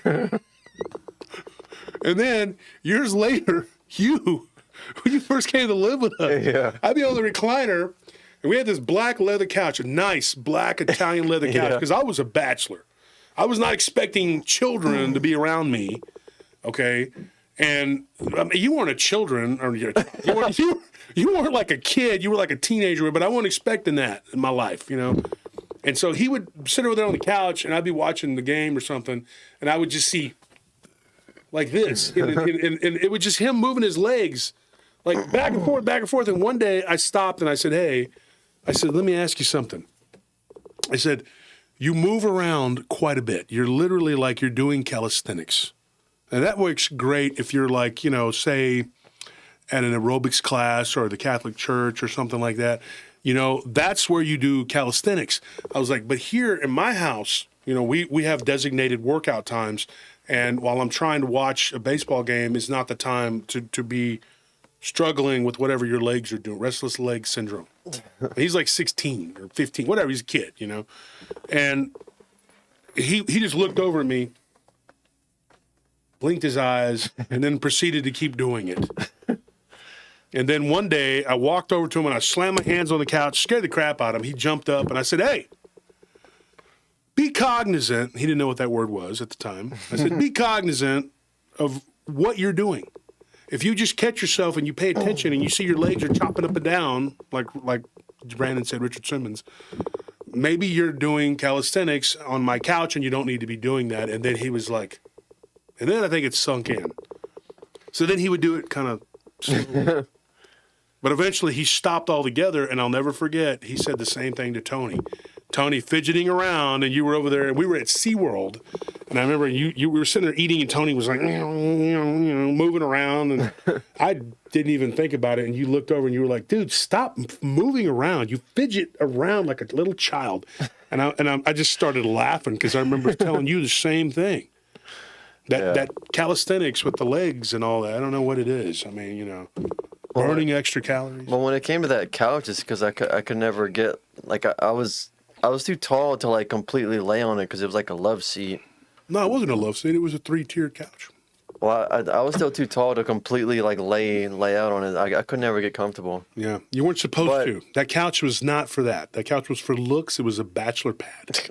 I mean, it was a comfortable couch to sit on, just like not to lay on if you're too tall for it. Did you ever tell the audience that story about what happened to you, about that black thing that came Yeah. to you? You told the story? Yeah. Yeah, because one time, well, he almost burned the house down, too. That was another thing. Yeah. He put a pizza in the oven, and I wake up, and it was like a hockey puck, in the and those pizzas were like this big. But he had, burned it to a crisp, and I was like, holy crap, what is that? Yeah, I took a siesta when I put it in there. Yeah. He also did that one time when he was working security for me. He decided to watch Family Guy, and then, of course, American Dad comes on afterwards, so why not? Yeah. And then fall asleep, and then a guy actually had a heart attack out by the mailboxes. So needless to say, we lost that account. But Tara Baby says, tell it again. Tell what again? Probably wanting you to tell the story Oh, of what you saw. okay. So, I was asleep on that couch, and like I usually sleep. I used to sleep like with at least like a lamp on or like some light on because I don't like waking up because sometimes I wake up in the middle of the night and I don't like waking up and Hold it's on just 1 second. I hate to interrupt, but I don't want to do this to a listener. JFB48 says, at Paranormal Roundtable, did you miss my super chat? No, I just says, any stories out of South Jersey? Yeah, absolutely. Pine Barrens? I have a Dogman story out of the Pine Barrens. If that's to your liking, I can tell that one next. Now proceed. Sorry for interrupting. yeah, no, that's cool. What was that? Oh yeah, so like I was saying that like I don't like waking up and then it's just pitch black and then I like if I have to get up and go to the restroom, I can't see what I'm doing. So like I would usually leave like a light on somewhere, but like so I was crashed out on that couch that we were just talking about, and I made sure to leave a light on, and like I had this dream that wasn't a dream because like I was asleep, but I was, I guess, kind of dreaming that I was laying on the couch and just looking up, and I see like this black. It's not like a shadow that like you would think. It's like this black like mass, and it doesn't have a definite shape. It's just like an amorphous like black blob kind of, and it was hovering over my chest and over my face, like right here, and it got closer and closer, and I could feel like this weight like bearing down on my chest. It was like someone heavy was like sitting on my chest, and I couldn't move. I couldn't say anything. I couldn't breathe, and like in the dream, while this was happening, all the lights were off, and it started suffocating me.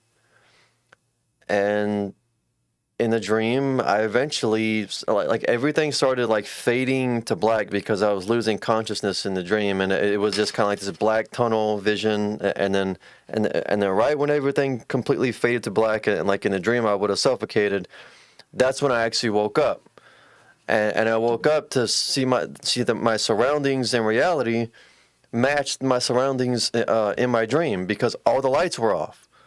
And I woke up gasping for air, and I felt like this pressure had come off my chest, and it's like I was actually being suffocated, and I thought it was a dream. I thought it was just a dream until I woke up from it and was actually like I couldn't breathe, and I felt the weight come off my chest, and all the lights were off, and I mean like I asked like if anyone had went out there and turned the lamp off, and they were like, no, we didn't mess with anything.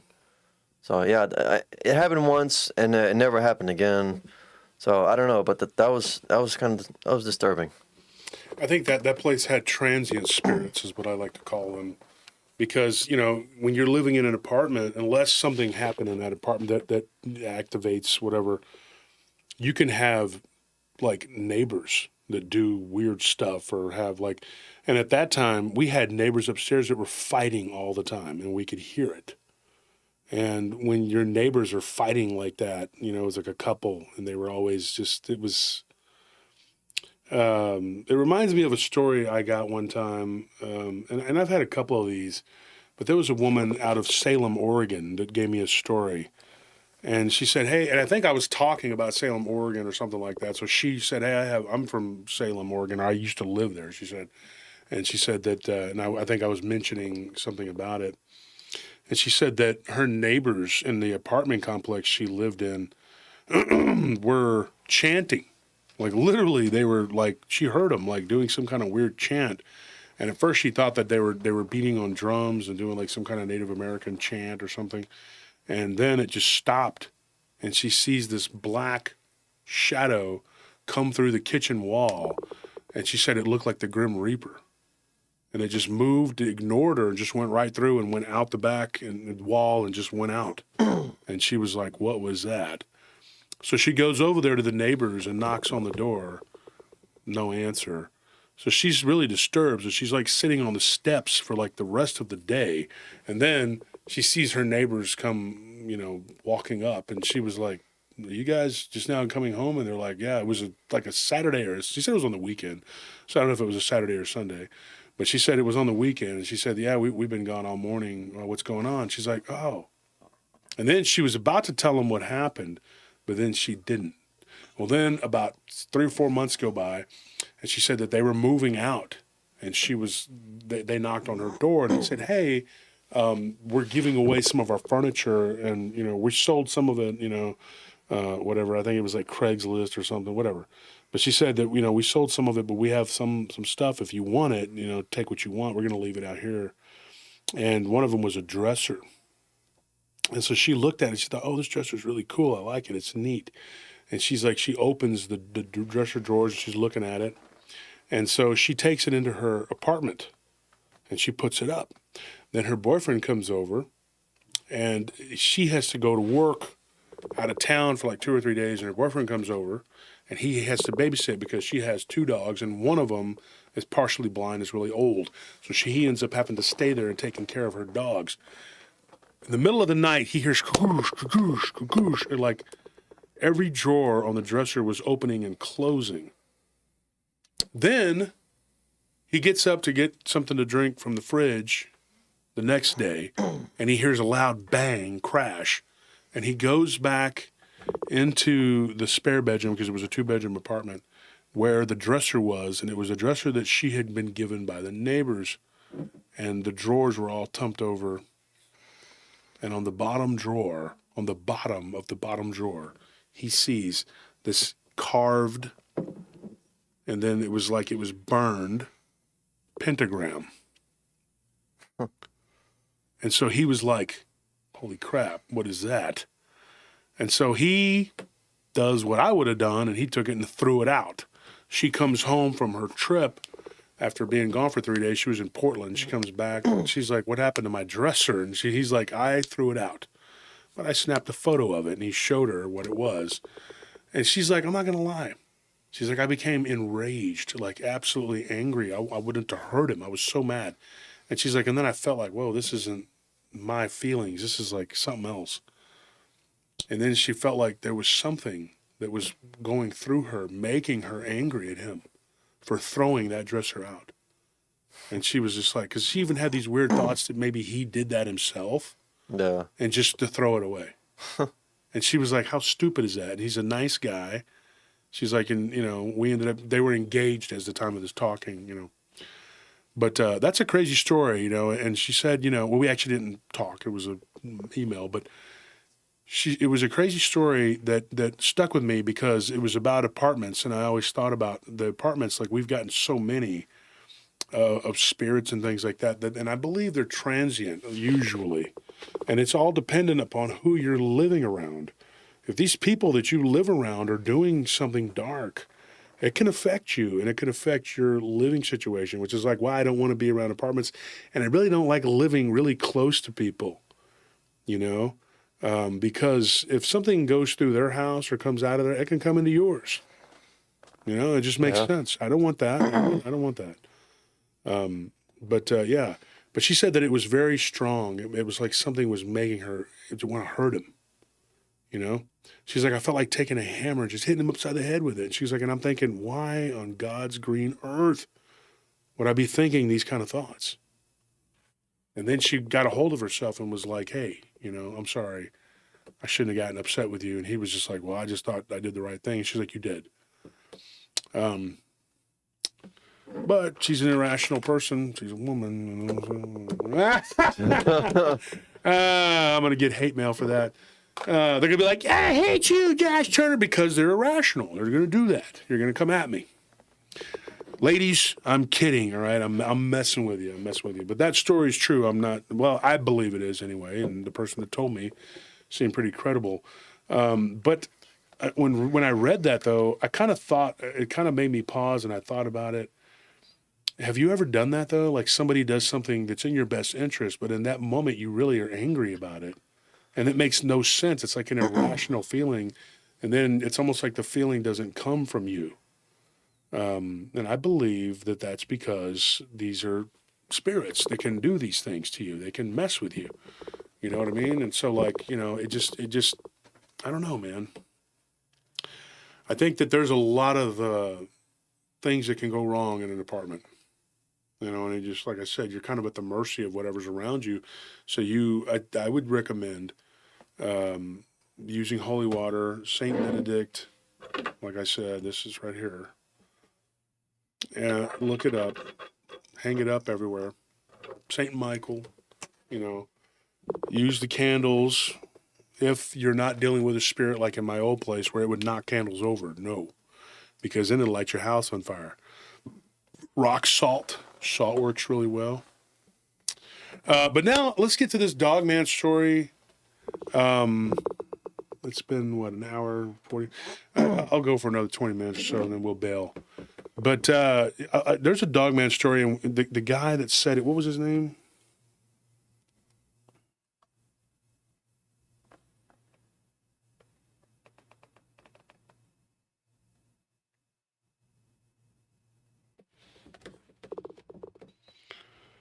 Is there someone in the chat? Yeah. Said something about a Dogman story? Yeah. Did you read that?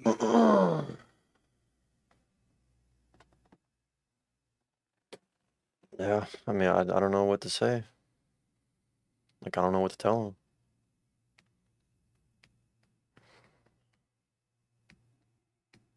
I mean, I can call Tony and see if he checked it out. Yeah. Hold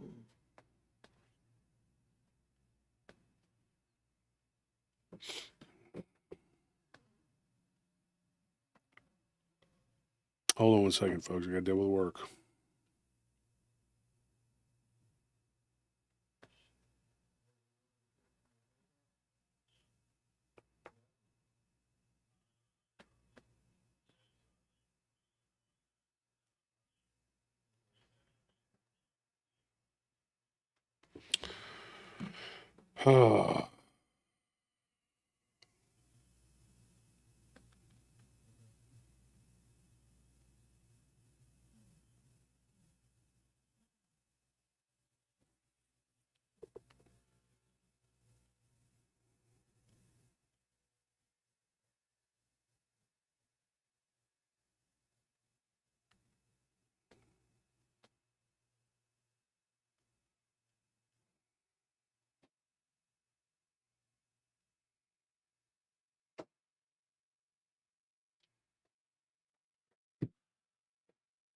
All right, Tony said he took care of it already.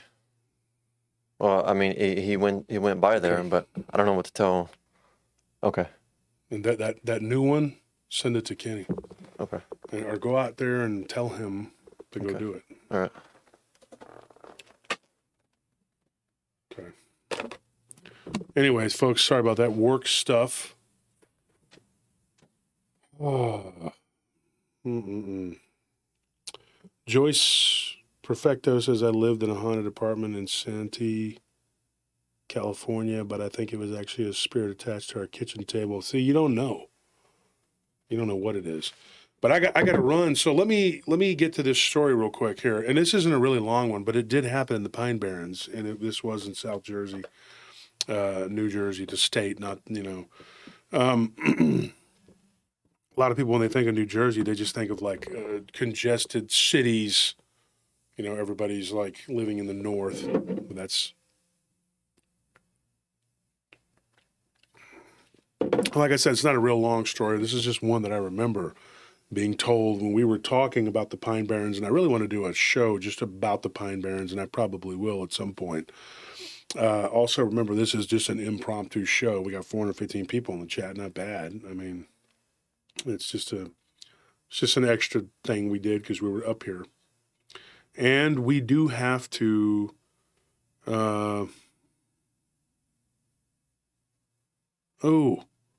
Joyce says, yes, I did tell Josh about my experiences. My grandfather killed himself by the table. Yeah. Yeah. But I will say this. There are a lot of people who've had experiences with furniture. And it's weird as that sounds to some people, it doesn't sound weird to other people because they know. They already know.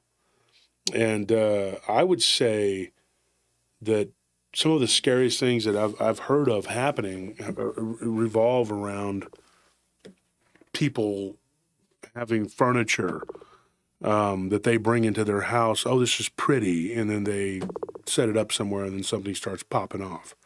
And in fact, it may have happened to us in the place we're living in now. We're not real sure.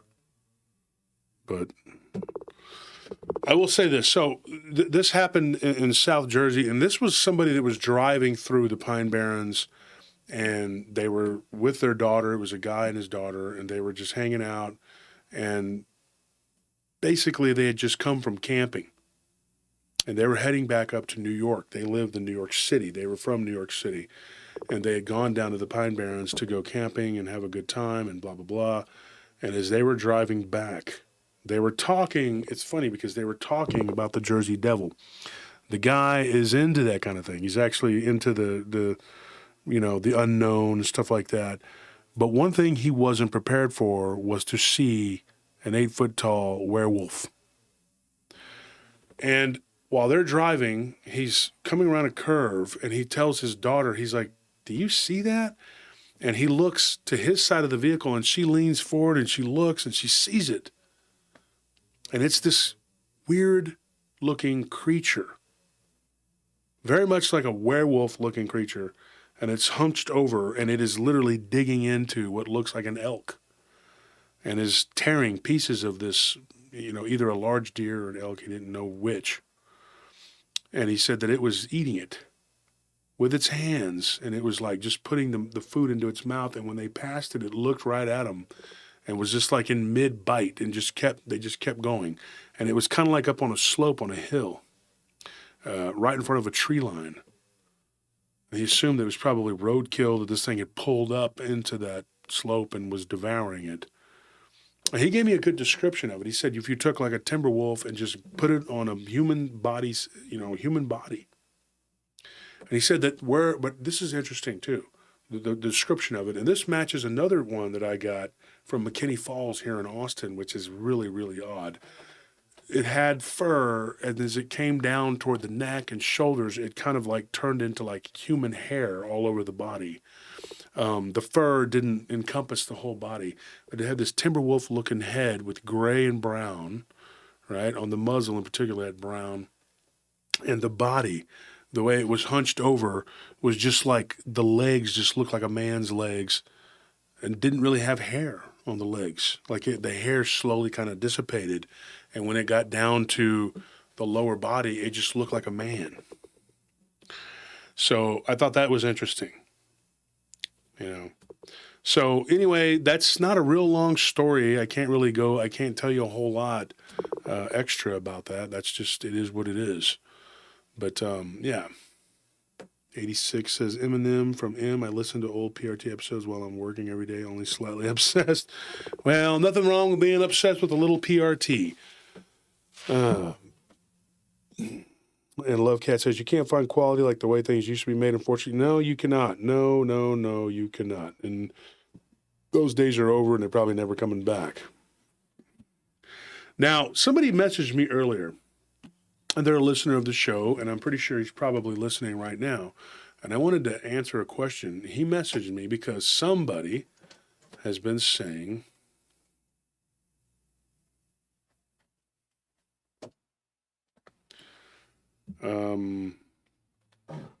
that the Kali Yuga is ending. Well, that sounds nice, but no, it's not.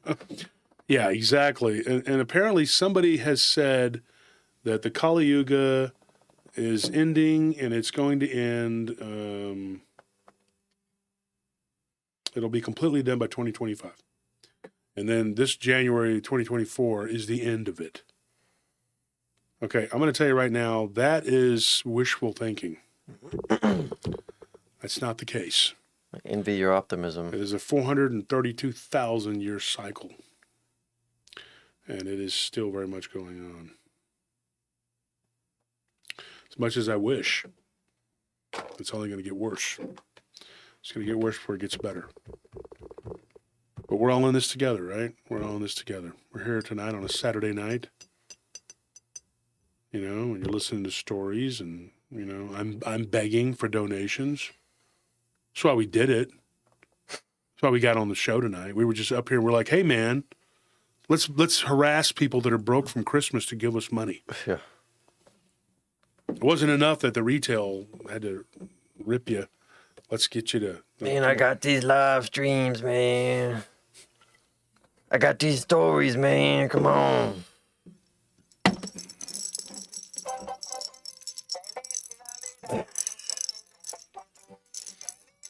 Does this make you want to give us money? Huh? I want to wish your money in my pockets. Right? Want to wish your money in my pockets.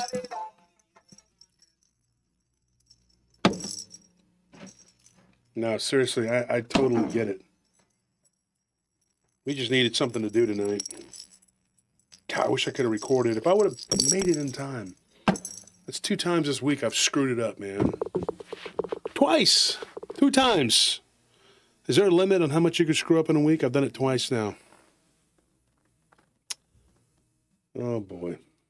Pray for me, folks. Pray that we can get these stories from these people, that they can tell their stories. That one of them is just so much information. It's going to be probably 2 or 3 hour episode. It's going to go on for 2 or 3 Thursdays. I had a question, though. One of the things I asked, that I wanted to ask you guys while I got you here, was certain videos don't do as well as others. And I'm talking about the podcast episodes, the hour-long episodes in particular. The last one we did, Demonic Sleep Paralysis and Possession with Bettina Moss. And it says... I thought that was a good one.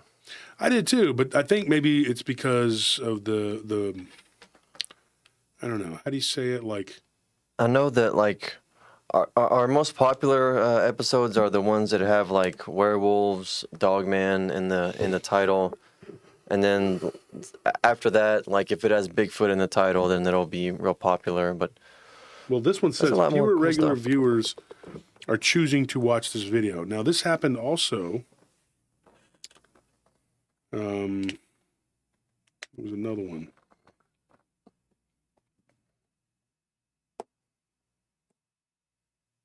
It happened with the language of Bigfoot. And you can see the number of views compared to, like, Bizarre Backwoods, Bigfoot, Dogman, Feral Humans. That one did very well. Got like 11,000 views in 2 weeks. But then you have the language of Bigfoot 3 weeks ago, which if you haven't listened to that episode, go back and give it a listen. Because Ernie DeVoe did a really good job of retelling his encounter. Then you got episode 258, Dogman, Dinosaurs, and Minotaurs, or Minotaur Encounters of South Texas. That one did really well. But then, you know, like I said, there's just a slump right there with the language of Bigfoot. It just kind of dropped off. And then you got some live streams, though. It's kind of weird because they'll hit On Friday, we'll do the live stream, and it'll be, maybe hit 500, 520, something like that. But then Sunday comes, and it's like 600 people. And Cluffy says, did Wolf get robbed? He has no joke. Yeah, we got robbed. We got robbed by you, wasting our time, asking silly questions.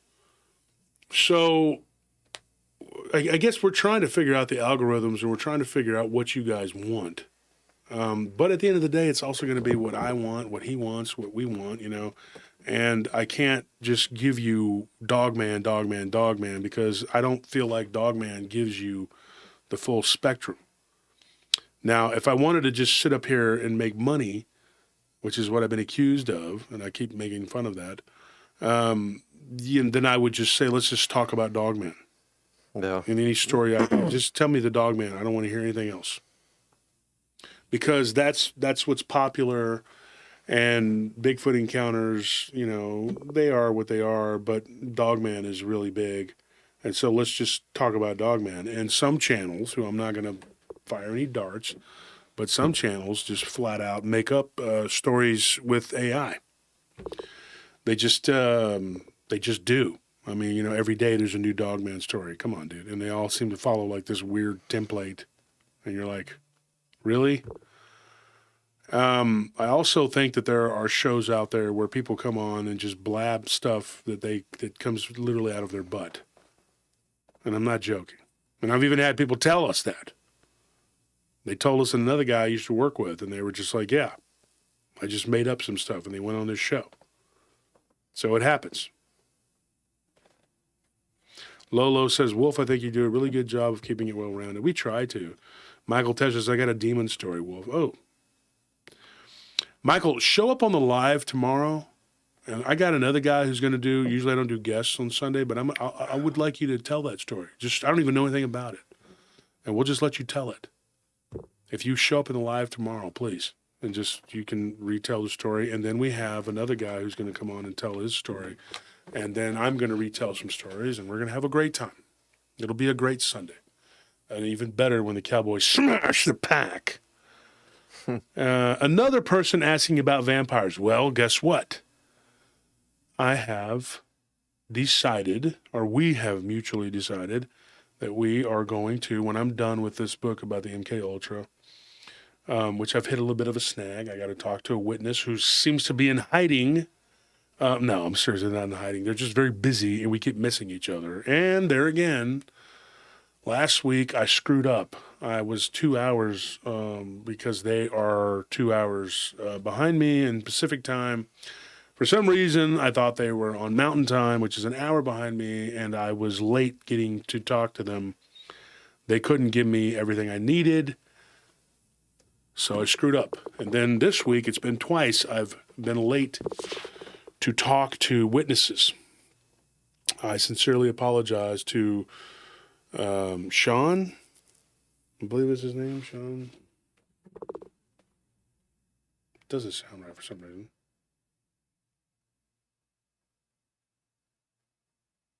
No, Stephen. Okay, I don't know why I thought it was Sean. And Angela.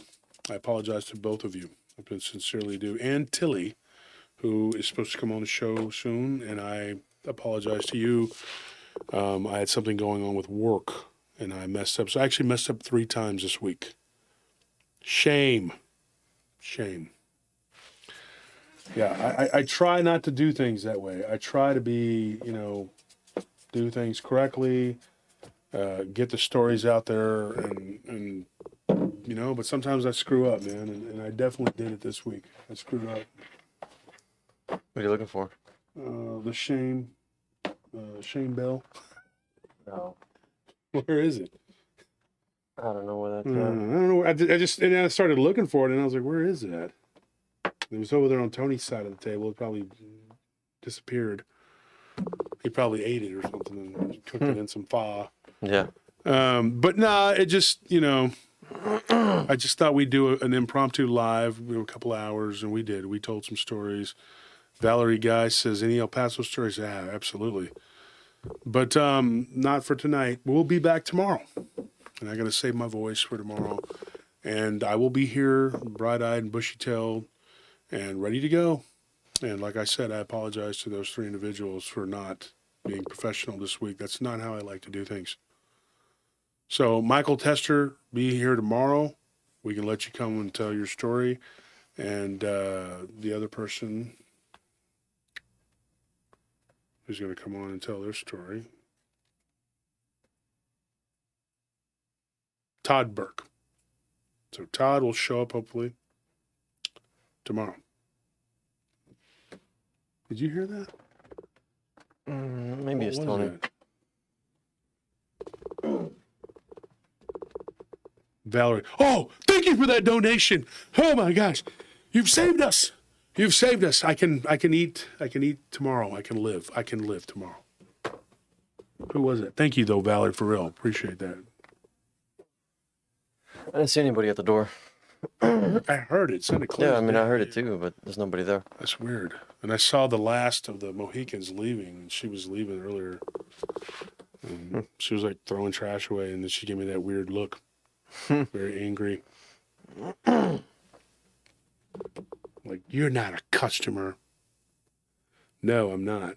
Never will be. I know I heard that. Well, before the spooks and goblins and whatever else comes out, dude. Mariano Flores, later guys. Cemetery ghost stories. Who's practicing their... What? What was the exciting news about vampires? Oh, okay. I knew I was forgetting something. I'm going to write a book about it. About vampires. Hyena weird story, Africa. Peter Chapstick, Pro Hunter says, hyenas under witch control. What is that? James Lewis says, what are you drinking? What I'm drinking is delicious. It is a seltzer that is only found here in the state of Texas. You see it? That's mango. It's got just a hint of it. It's not sweet at all, but it is really good. It's very refreshing. It's mineral water. And it's made by H-E-B. Here in Texas, we have a saying. If it isn't from Texas, don't drink that shit. Because if you do, well, you'll probably be pooping down into your shoes. I have no idea if that's what we say. I just made that up. Just everything's bigger and better in Texas, right? Oh, yeah. We'll see you, folks. Tomorrow, be here or be square. Oh, that sounded corny, didn't it? Huh? Yeah, see? You like that? I'm going to be corny as hell. Keep it up. Keep it up. All right. Go Cowboys! Kevin Grace, I like Cowboys. Cowboys! Cowboys #1! You stupid freaking Packer fans. Ken Gerhard. And Meredith. Meredith's probably like, what did I do? Yeah. You're a Packers fan, and tomorrow you're going down. It's just going to happen. It's going to happen, I'm telling you. Tell him, Gilbert. All right, guys, I'll see you.